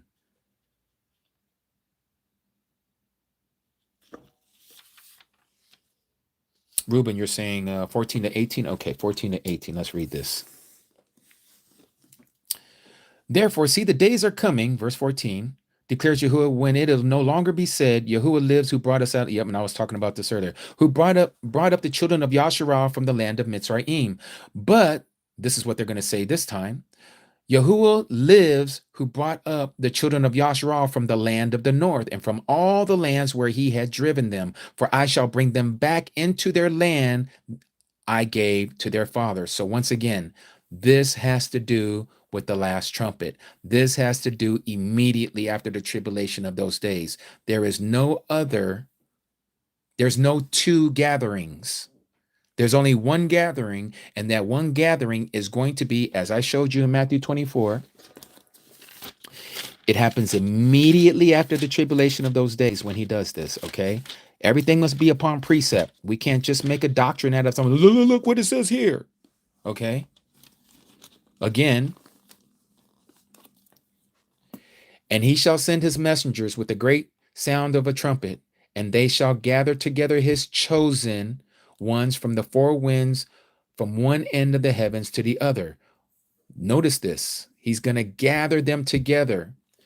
Why does he have to gather them? Because if you look here, actually, we have to take the same story from the account of Luke chapter 21. In Luke's version, chapter 21, it says this. Verse 24, and they, meaning the children of Yasharal, shall fall by the edge of the sword and be led away captive into all nations. That's the dispersion. That's being led to all nations. Where it says here in Jeremiah, but as Yahuwah lives, who brought up the children of Yasharal from the land of the north and from all the lands where he had driven them, for I shall bring them back. I shall bring them back into their land that I gave their fathers. Okay. So again, they were driven away. They were led away captive into all nations. So when are they going to come back? If you continue to read all of this, they don't come back until immediately after the tribulation of those days when he comes back. This is when he's going to gather his people. Okay.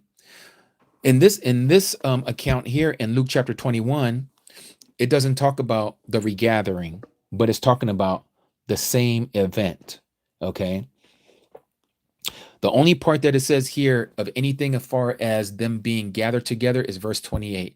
If I go here and I start reading from verse 25, and there shall be signs in the sun, just like we read in Matthew 24, and moon and the stars and the earth, in anxiety of nations, in bewilderment at the roaring of the seas and agitation, men fainting from fear and the expectation of what is coming on the earth, for the powers of the heavens shall be shaken, and they shall see the son of Adam coming in a cloud with power and much esteem. And when these matters begin to take place, look up and lift up your heads, because your redemption draws near. This is when he's going to gather his people. Okay? This is the same part in Matthew 24 that we was reading, that is talked about the sun, moon, and the stars not giving its light. Immediately after the tribulation of those days, or distress of those days, verse 29, the sun shall be darkened, and the moon shall not give its light, and the stars shall fall from heaven, and the powers of the heavens shall be shaken. What do we read here in Luke chapter 21? Verse 26, and men's hearts shall be men's fainting from fear, and the expectation of what is coming on the earth, for the powers of the heavens shall be shaken. And then they shall see the Son of Adam coming in the cloud with power and much esteem. Going back here to Matthew chapter 24, the powers of the heavens shall be shaken, and then the sign of the Son of Adam shall appear in the heaven, and then all the tribes of the earth shall mourn, and they shall see the Son of Adam coming on the clouds of the heavens with power and much esteem. And he shall send his messengers, his angels. This is how he's going to gather us.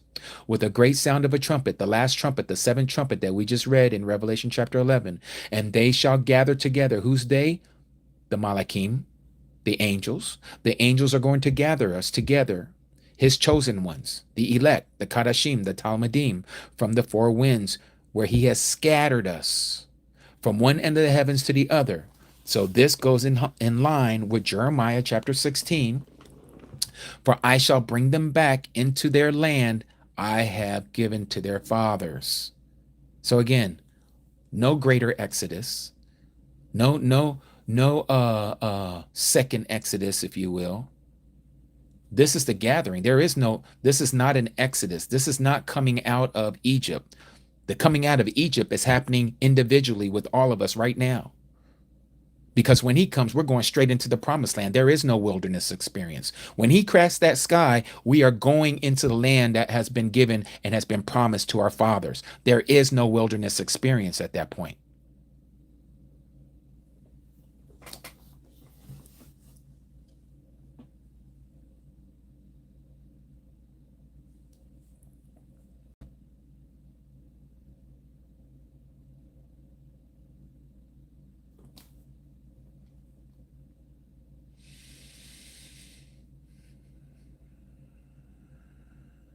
And again, and I know that's a that is a teaching that has been so popularized, not only by Truth Unedited. There's other ones. We got to get ready to pull all.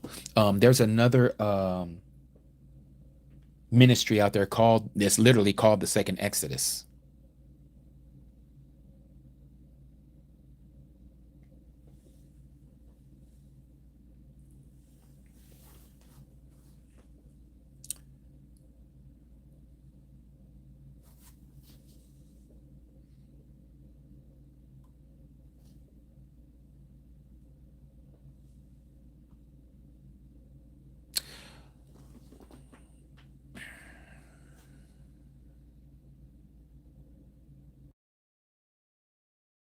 So let us continue, but I'm gonna pull all because it is that time of the evening prayer here on the West Coast. You should be able to see. Let me see if I can blow that up. I don't know if you can see it. Let me see if I can. Yeah, you can see how it's kind of pink out there behind the mountains. So that's the sun back there. So let us pull all. I'm going to turn off the chat while we're playing. I'm trying to say Palah and pray at the same time, and it came out as playing. I apologize. Let us Palah. Heavenly Abba Yahuwah, to the Atah, for the time of the Arab Palah, the evening prayer. Abba, we thank you for your word. We thank you for opening up the understanding of our minds to your word, O Abba, that we may not be led astray. For there are so many teachings and doctrines out there, O Abba. And we know that you have said through the Nabaim, through the prophets that came before us, that there will be many that will come and lead many of us astray with their lying tongues. Shepherds that you did not give us. People who have made themselves and accounted themselves to be leaders and teachers. Abba, help us, those who come to know this truth, that you would keep us humble, that you would keep us to be teachable, to have that teachable ruach, that you may teach us, O Yah, in these last days and times, that we may not be led astray, knowing that it is very important to heed your instructions so that we may not be taken. Help us, O Yah, to do your will. In this time that you have allowed us to live, we ask, O Yah, that you would prepare your people, that we will not be afraid, we will not be fearful. As you have said, let us not fear those who can only unalive the body, but cannot unalive the body and the being, but to fear you, who is able to do both. Help us, O Abba, to not have that fear of what man may be able to do to us, what the enemy, Hashatan, wants to do to us.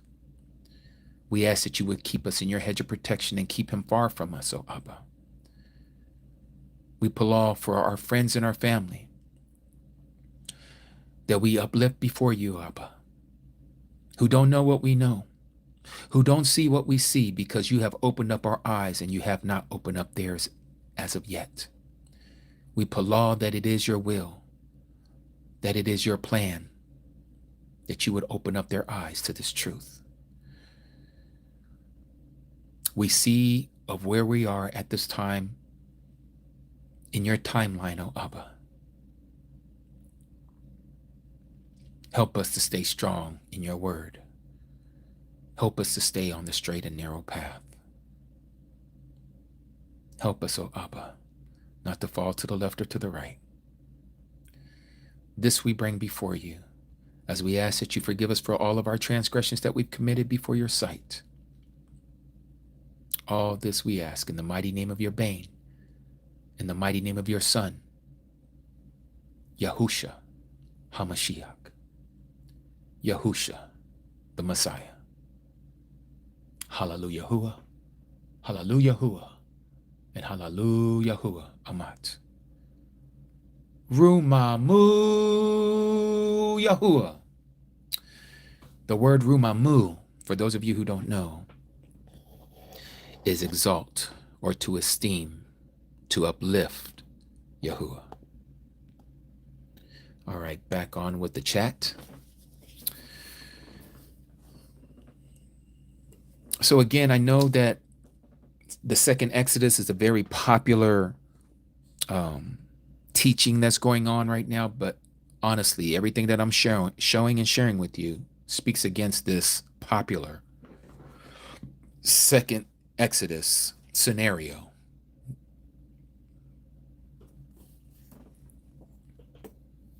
And if you have other ones that you want us to look at, we can go in and look at them as well, because what we don't want to do is not to unturn any rock, right? We want to make sure we unturn every rock when it comes to certain things that we're talking about.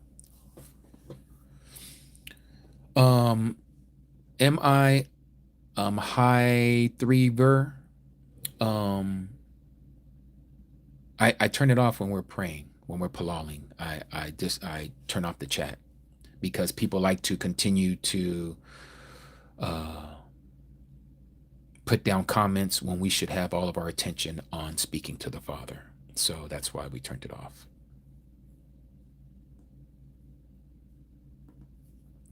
Sometimes I forget, but when it's on my mind and readily in my mind, I turn it off. And then I can turn it back on and you can share whatever it is that you want to share.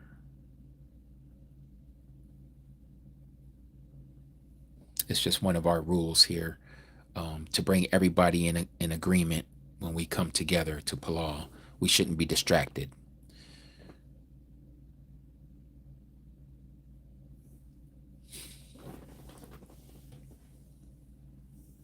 So any other questions, be it about the second Exodus or anything else? We got, usually this is about the time that I'm off because it's getting pretty late on the East Coast. So we'll go another 30 minutes and then we'll call it a day.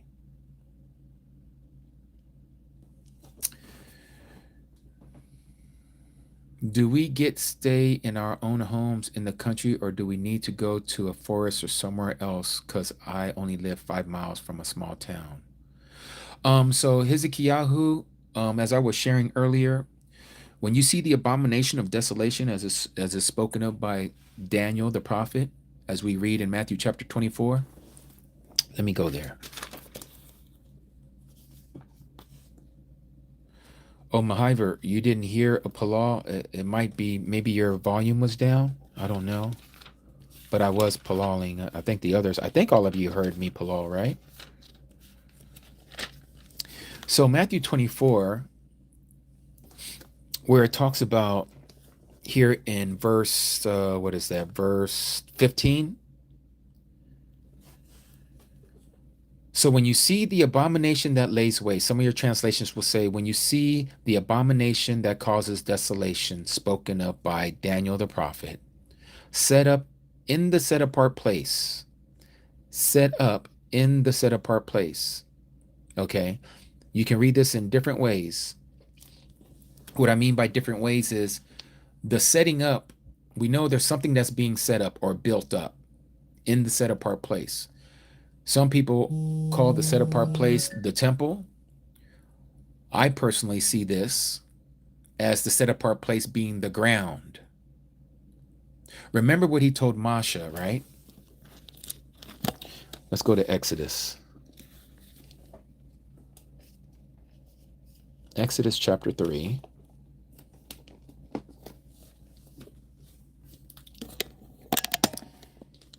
Exodus chapter 3, it says here, and Masha, verse 1, was shepherding the flock of Yithro, his father-in-law, the priest of Midian.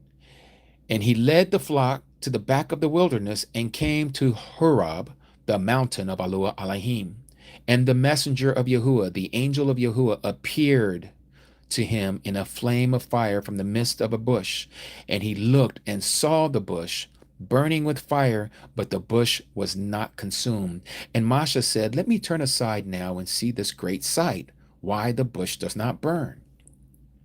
And Yahuwah saw that he turned aside to see, and Alua Elohim called him from the midst of the bush and said, Masha, Masha. And he said, here I am. He says, do not come here, do not come near here. Take off the sandals off your feet, for the place on that you are standing is set apart ground. You see that? Is set apart. Why do I bring this up? Because here in Matthew chapter 24, verse 15, it's talking about something being set up in the set apart place. This set apart place, I believe particularly, is not the building, but the land that the building is going to be erected upon. Okay? Why? Because Yahuwah did not sanction anyone to build another temple after the second temple was destroyed, and rightfully so, because there was no need for that Mishkan anymore. There was no need for the temple, the Hakal anymore. Why?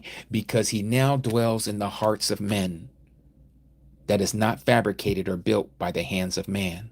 We are the third temple. So when this abomination that is set up, that is going to be torn down, when it is erected, he who reads, let him understand. Then let those who are in Yehuda, who are literally physically there in Jerusalem, they are to flee to the mountains. And then this is for all the rest of us. Let him who is on the housetop not come down to take whatever out of his house. Meaning that if you're out doing whatever around your house, this is going to happen so fast that you won't have time to pack up and get your bug out bag and go. You got to flee. It's a moment's notice. You got to go. You got to get out of town. You got to go. And let him who is in the field, meaning your job, your place of work, not turn back to get their garments. Don't go back home to go get your bug out bag. If you don't have it with you, don't go back home to go get it, because you're probably going to get caught up into whatever it is, and which I believe is probably going to be martial law. It's going to be a lockdown, just like it was during the time of COVID. Okay, everybody's got to stay hunkered up in their houses. You know, this so-called quarantine. He says, and woe to those who are pregnant and to those who are nursing children in those days. What days? The days of the tribulation. And Paul prayed that your flight, your escape, your fleeing does not take place in the winter or on the Sabbath, which lets us know we're still supposed to keep the Sabbath. He's not talking to the people who are Jewish. He's talking to the people who are keeping commandment. That's who he's talking to. If you're keeping the commandments, you're going to be resting on the Sabbath. And when you're resting on the Sabbath, like we are right now, I'm not watching the news. I don't know if there's being bombs that are being volleyed back and forth between Iran and whatever's going on in the Middle East, because my mind is focused here. My mind is here right now. My mind is talking to the Mishpachah and talking about the truth. For then there shall be great distress. Some of your translations will say, for then there shall be great tribulation, such has not been since the beginning of the world until this time, no, nor ever shall be. And if those days were not shortened, what days? The great tribulation. If it wasn't shortened, no flesh would be saved. But for the sake of the chosen ones, those days shall be shortened. Why? For us, the Kadashim, the Talmudim, aka the saints, the elect ones. Those days, the great tribulation, shall be shortened. He's going to bring it to an end early. So when you go back and you look at this, for then there shall be great distress, great tribulation, such has not been since the beginning of the world until this time, no, nor ever shall be. Where do we get this? Where did the Messiah say this before? Daniel chapter 12. If you go to Daniel chapter 12, you see the same words. And now at that time, what time? The great tribulation. Michael, the archangel, shall stand up, that great head who is the prince standing over the sons of your people. The great head, yours would say the prince that is standing over the sons of your people. And there shall be a time of great distress, a time of tribulation, such as never was since there was a nation until that time. You see that? And at that time, meaning not at that very moment when this time of distress occurs, it says, and at that time, your people shall be delivered. They shall be saved. Everyone who is found written in the book. What book? The book of life. And many of those who sleep in the dust of the earth wake up, some to everlasting life, that's the first resurrection, and some to reproach and everlasting harborance, that's the second resurrection. That's after the 1,000-year period. And those who have insight shall shine like the brightness of the expanse, and those who lead many to righteousness like the stars forever and ever. So, when do we flee? When you see the third temple, the false third temple being built. And that's what I was sharing with those of you who was here earlier. And I'll show it to you again. This is how close we are to all this stuff going down.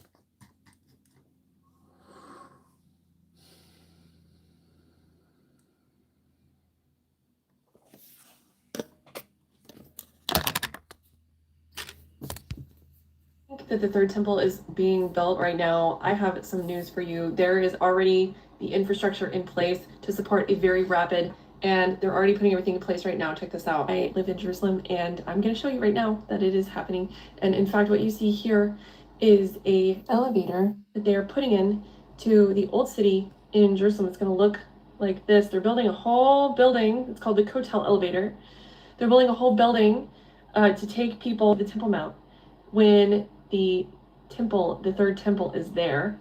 And so they have this whole area under construction. They've had a wall there. You can hear the jackhammering during the day. The location of this elevator is right across from none other than the Temple Institute, which has for the past 40 years been getting everything together for the third temple. So it's going to be really easy for them to just roll everything out, take it down the elevator, and take it across to the third temple platform. They already have what they need for the third temple. So I'm going to take you guys inside. And by the way, I took these videos, just FYI, and show you the inside. When you first walk in the door, you can see the priestly garments here, and these are the actual priestly garments, and they're ready to go.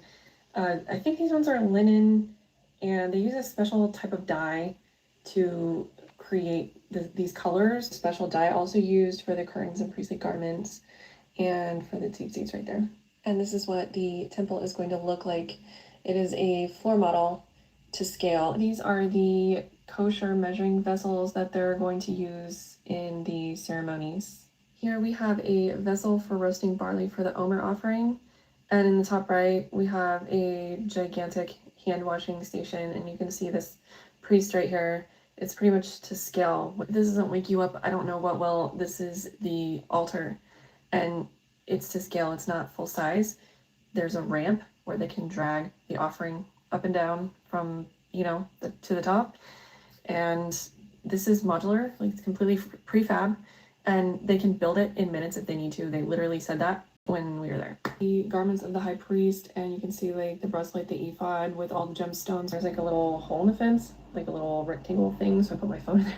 You can see like an archway that they like tunneled through and then did a bunch of concrete work to make this elevator. For them to be creating a transport system that's going to accommodate 3,000 people per hour in each direction, and these elevators, 30 people per trip, is crazy to me.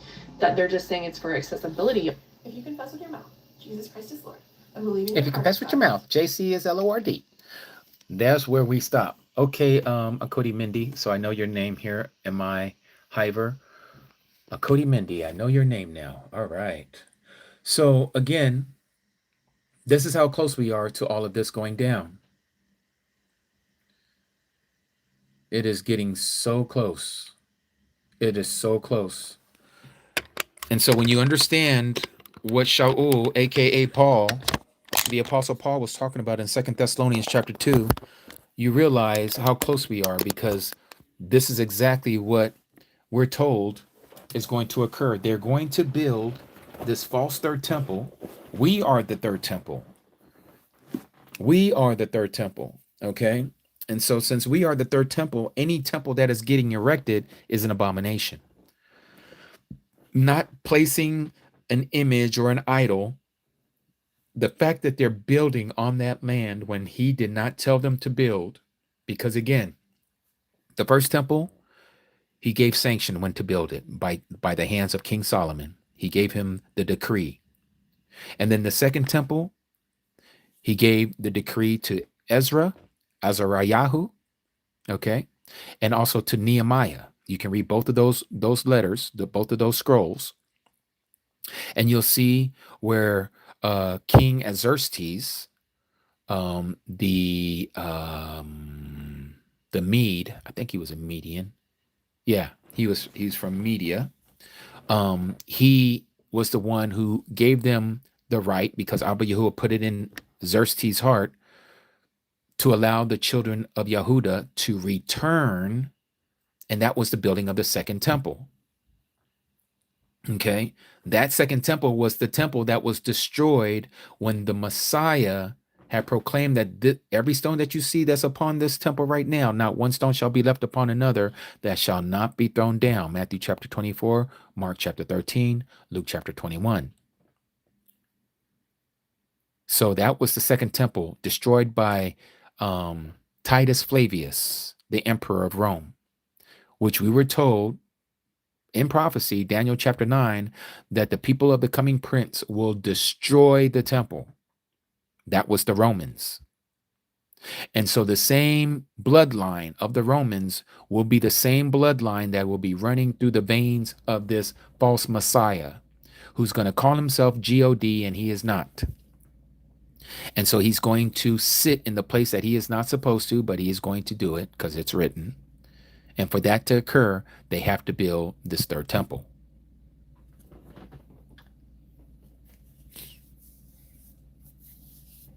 People can talk about, oh, the real Jerusalem is in Namibia, or real Jerusalem is over here in Utah.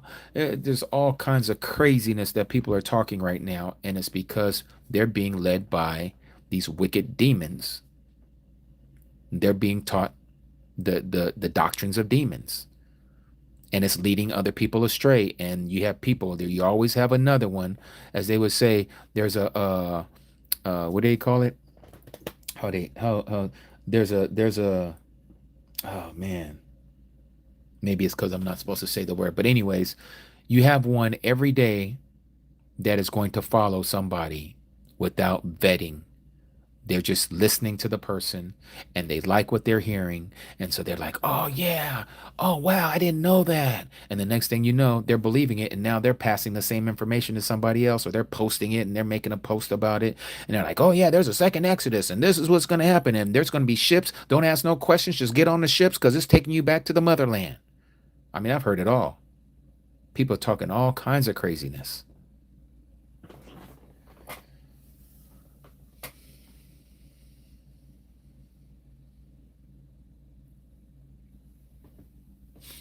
Redfoot Cabin. When it says lay waste, we know how it's going to be laid waste. Yahuwah is going to destroy it. Other translations where it says lay waste, it says the abomination that causes desolation, or that causes destruction.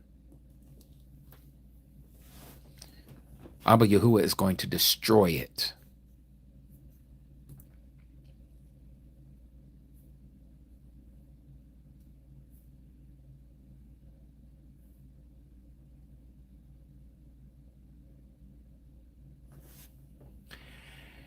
Hector Munoz, Ma'aki, you asked me this question the last time on a Shabbat. Why would you want to do your own pleasure by running out and jogging because you feel like doing it? Can it not wait till tomorrow? Why must it be done on a Shabbat? That's up to you, Aki, what you want to do with that.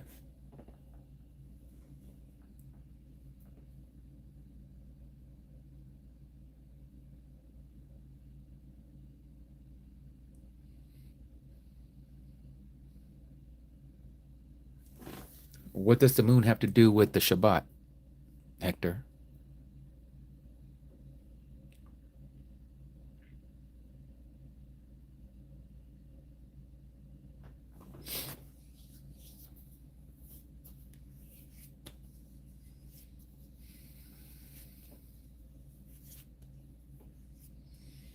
Cody Camry, at this point, I feel like the question is for distraction if it's been asked already and answered. You know, well, if a person's not listening, or I guess if they're not getting what they want to hear, maybe that could happen. Yeah. But I hope that we are all paying attention. Our Aki Hector, many of you need to forgive our Aki or look past our Aki Hector. Beautiful Ak, beautiful Ak, and I say this in his presence, and he could tell you himself because he shared this with me. Nothing personal. Um, our Aki Hector used to be a prize fighter. You can look him up. He used to fight. He was a boxer, professional boxer, champion in I can't remember what class, what weight. He can tell us here. I can't remember what class. Um, I can't remember what division you was a champion in, Aki. But a lot of those punches have, for lack of a better words, it's damaged his brain, and so we have to be a little patient with our Ak. Light welterweight. Thank you, Aki. Thank you. You can see even on his picture icon there, you can see him with his belt, his WBC belt. So sometimes it's not registering properly with our Aki because of the damage that he has taken from a lot of the hits and stuff. You know, when you do those kind of things, just like playing football and everything else, you know, if you get hit in the wrong spot too many times, it'll start messing with your mind. So I'm just sharing that with you all because, again, this is why you may be hearing what you're hearing from our Aki, and he means well. Our Aki Hector means well. Very, very Yapa Aki.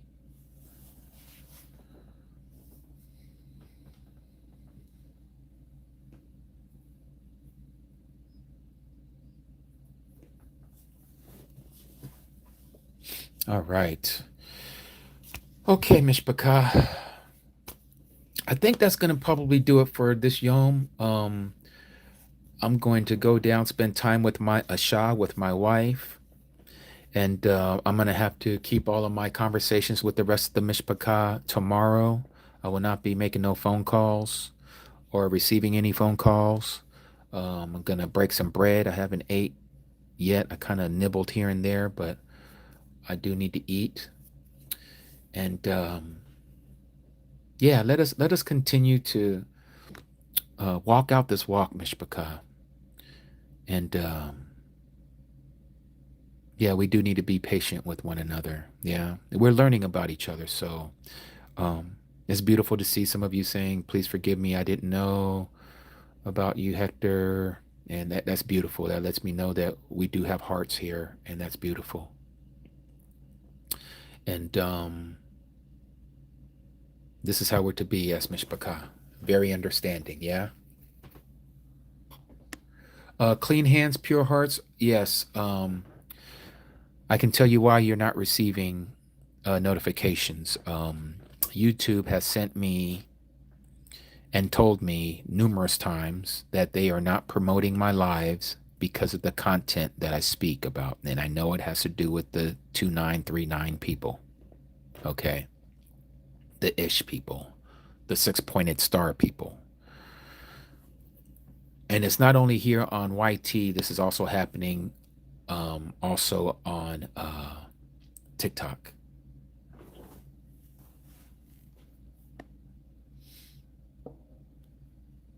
The one Yameli, can you show us how to use the beads, please? So real quick before I get off, I've already updated mine for today. Okay. So this is how you should have it oriented. All right. And oriented, I mean by, let me show you this one as well. So you see how I have this line of silver here for the first month, and then another line of silver here for the second month.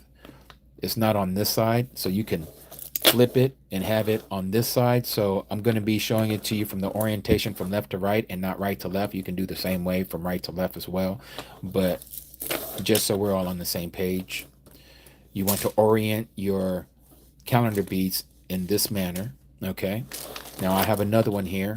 It looks like the candy corn, and you'll see here that it's set up the same way, right?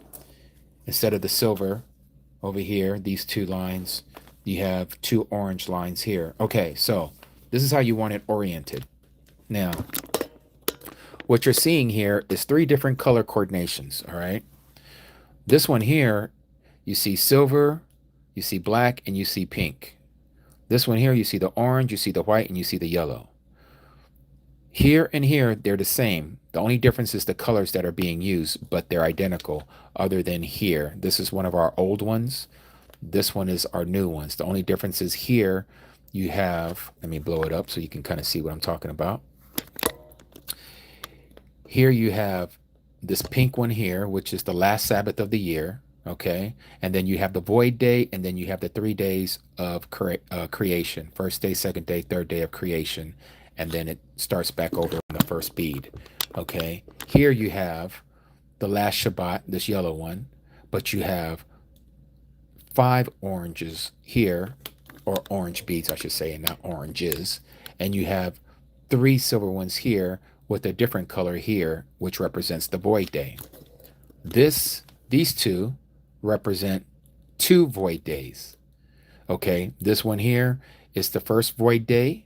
This is the second void day that we use every 4 years. That's the leap year. Okay, you use that once every 4 years. Here we go from the last Sabbath and we go directly to the 1 void day. But every 4 years we would use this tie down to signify the first void day and then the second void day, and then we start our count again. First day of creation, second day of creation, third day of creation, fourth day of creation, fifth day, sixth day, your first Sabbath. Okay, so now how do you use this? The way it is used, right now we're on the 5th month of the 23rd day of the 5th month. So how you would start using this, I mean, of course you would use it starting here, but the starting of the calendar is the spring equinox. That's what this silver bead represents.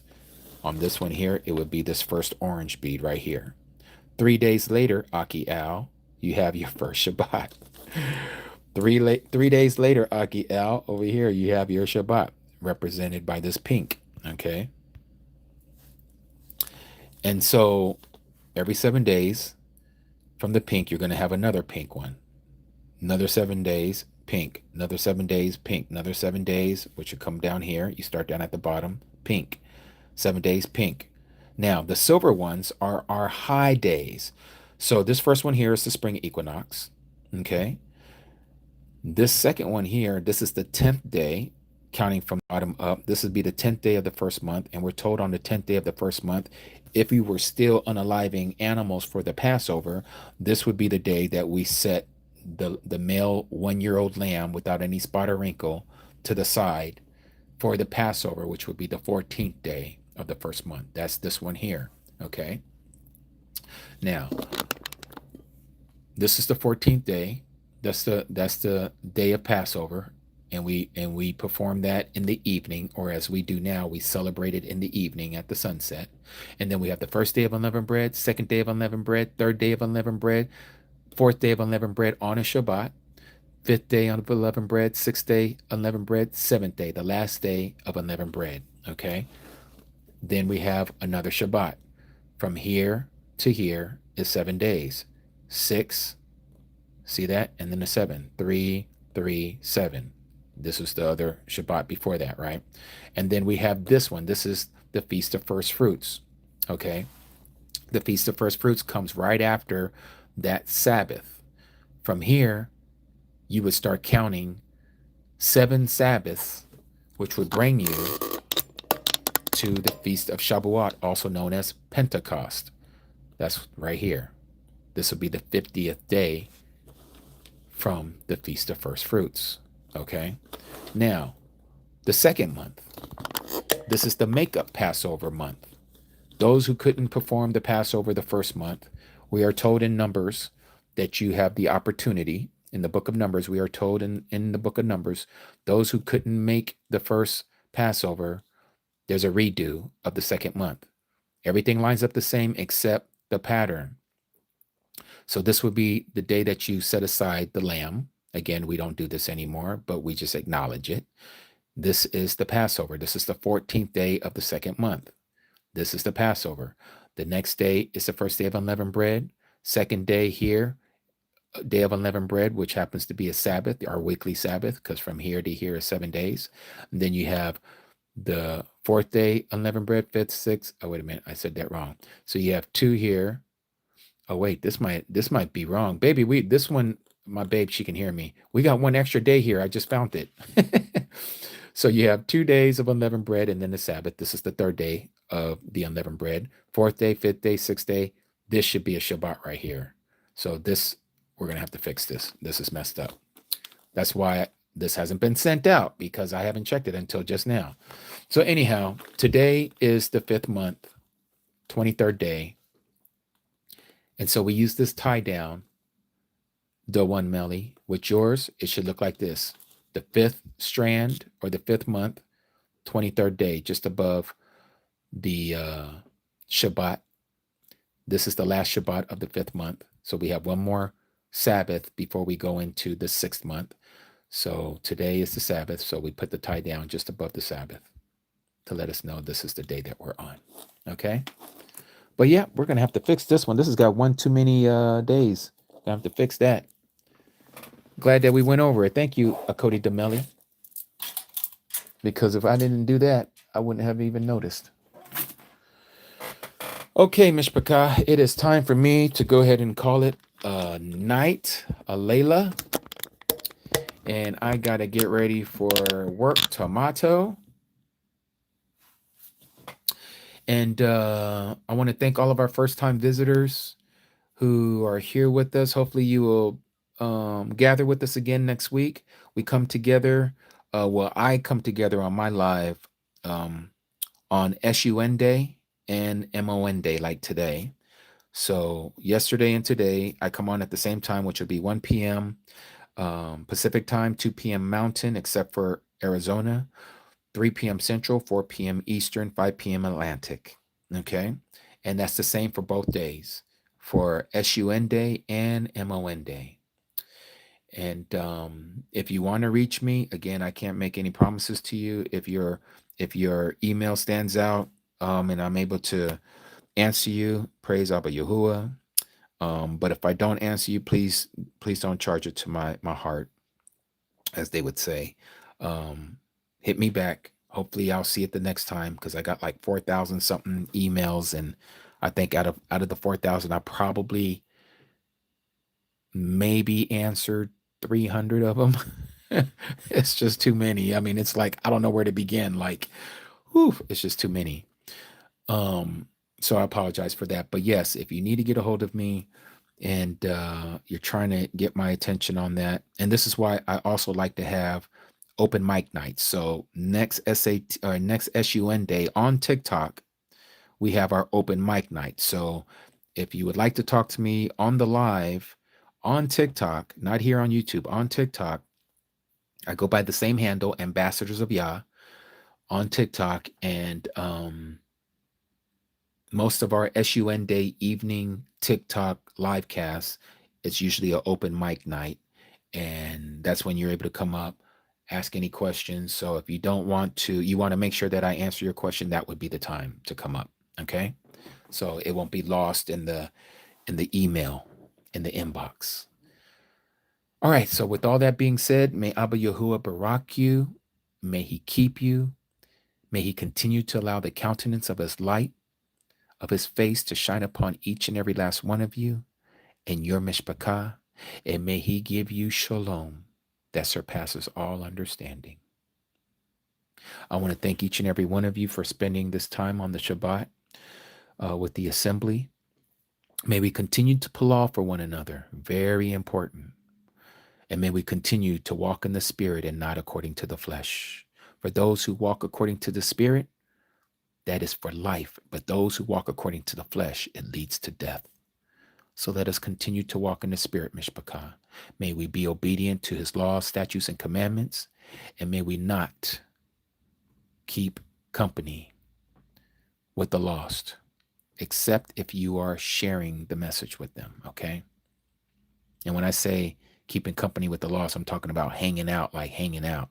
You know what I mean? You stick around too long and bad company corrupts great habits, okay? So try not to stick around with people who don't follow Yahuwah, because it will rub off on you. All right, Mishpachah. My name is Jimmy, also known as Brother Jimmy, and we are ambassadors of YAH. Shalom, Mishpachah. Shabbat Shalom. Until next week, Abba Yahuwah willing. Have a Baruch Shabua. That is, have a blessed week in the mighty name of Yahusha. Shabbat Shalom.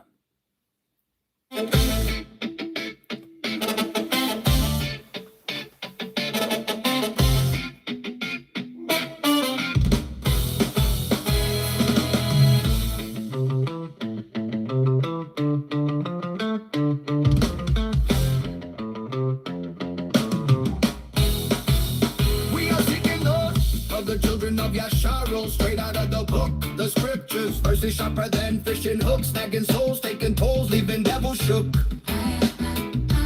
Who we be? Messengers, truth bringers, that's the key. Unlocking minds, leaving darkness in debris. We are the ambassadors, ambassadors of YAH. We are the ambassadors, ambassadors of YAH. Spreading love from near to far. We are the ambassadors, ambassadors of YAH. Listen close, hear us, yeah. We are the ambassadors, ambassadors of YAH. Spreading love from near to far. We are the ambassadors, ambassadors of YAH. Listen close, hear us, yeah. Verses be thumping, shofars be blowing, beat be steady. Word power every hour, truth already. Planted deep secrets, keep fools unsteady. We elevate till your fate be ready. No compromise. Open your eyes, see the light. Walk tall, stand strong with all your might. We are the ambassadors, ambassadors of YAH. Spreading love from near to far. We are the ambassadors, ambassadors of YAH. Listen close, hear us, yeah. We are the ambassadors, ambassadors of YAH. Spreading love from near to far. We are the ambassadors, ambassadors of YAH. Listen close, hear us, yeah.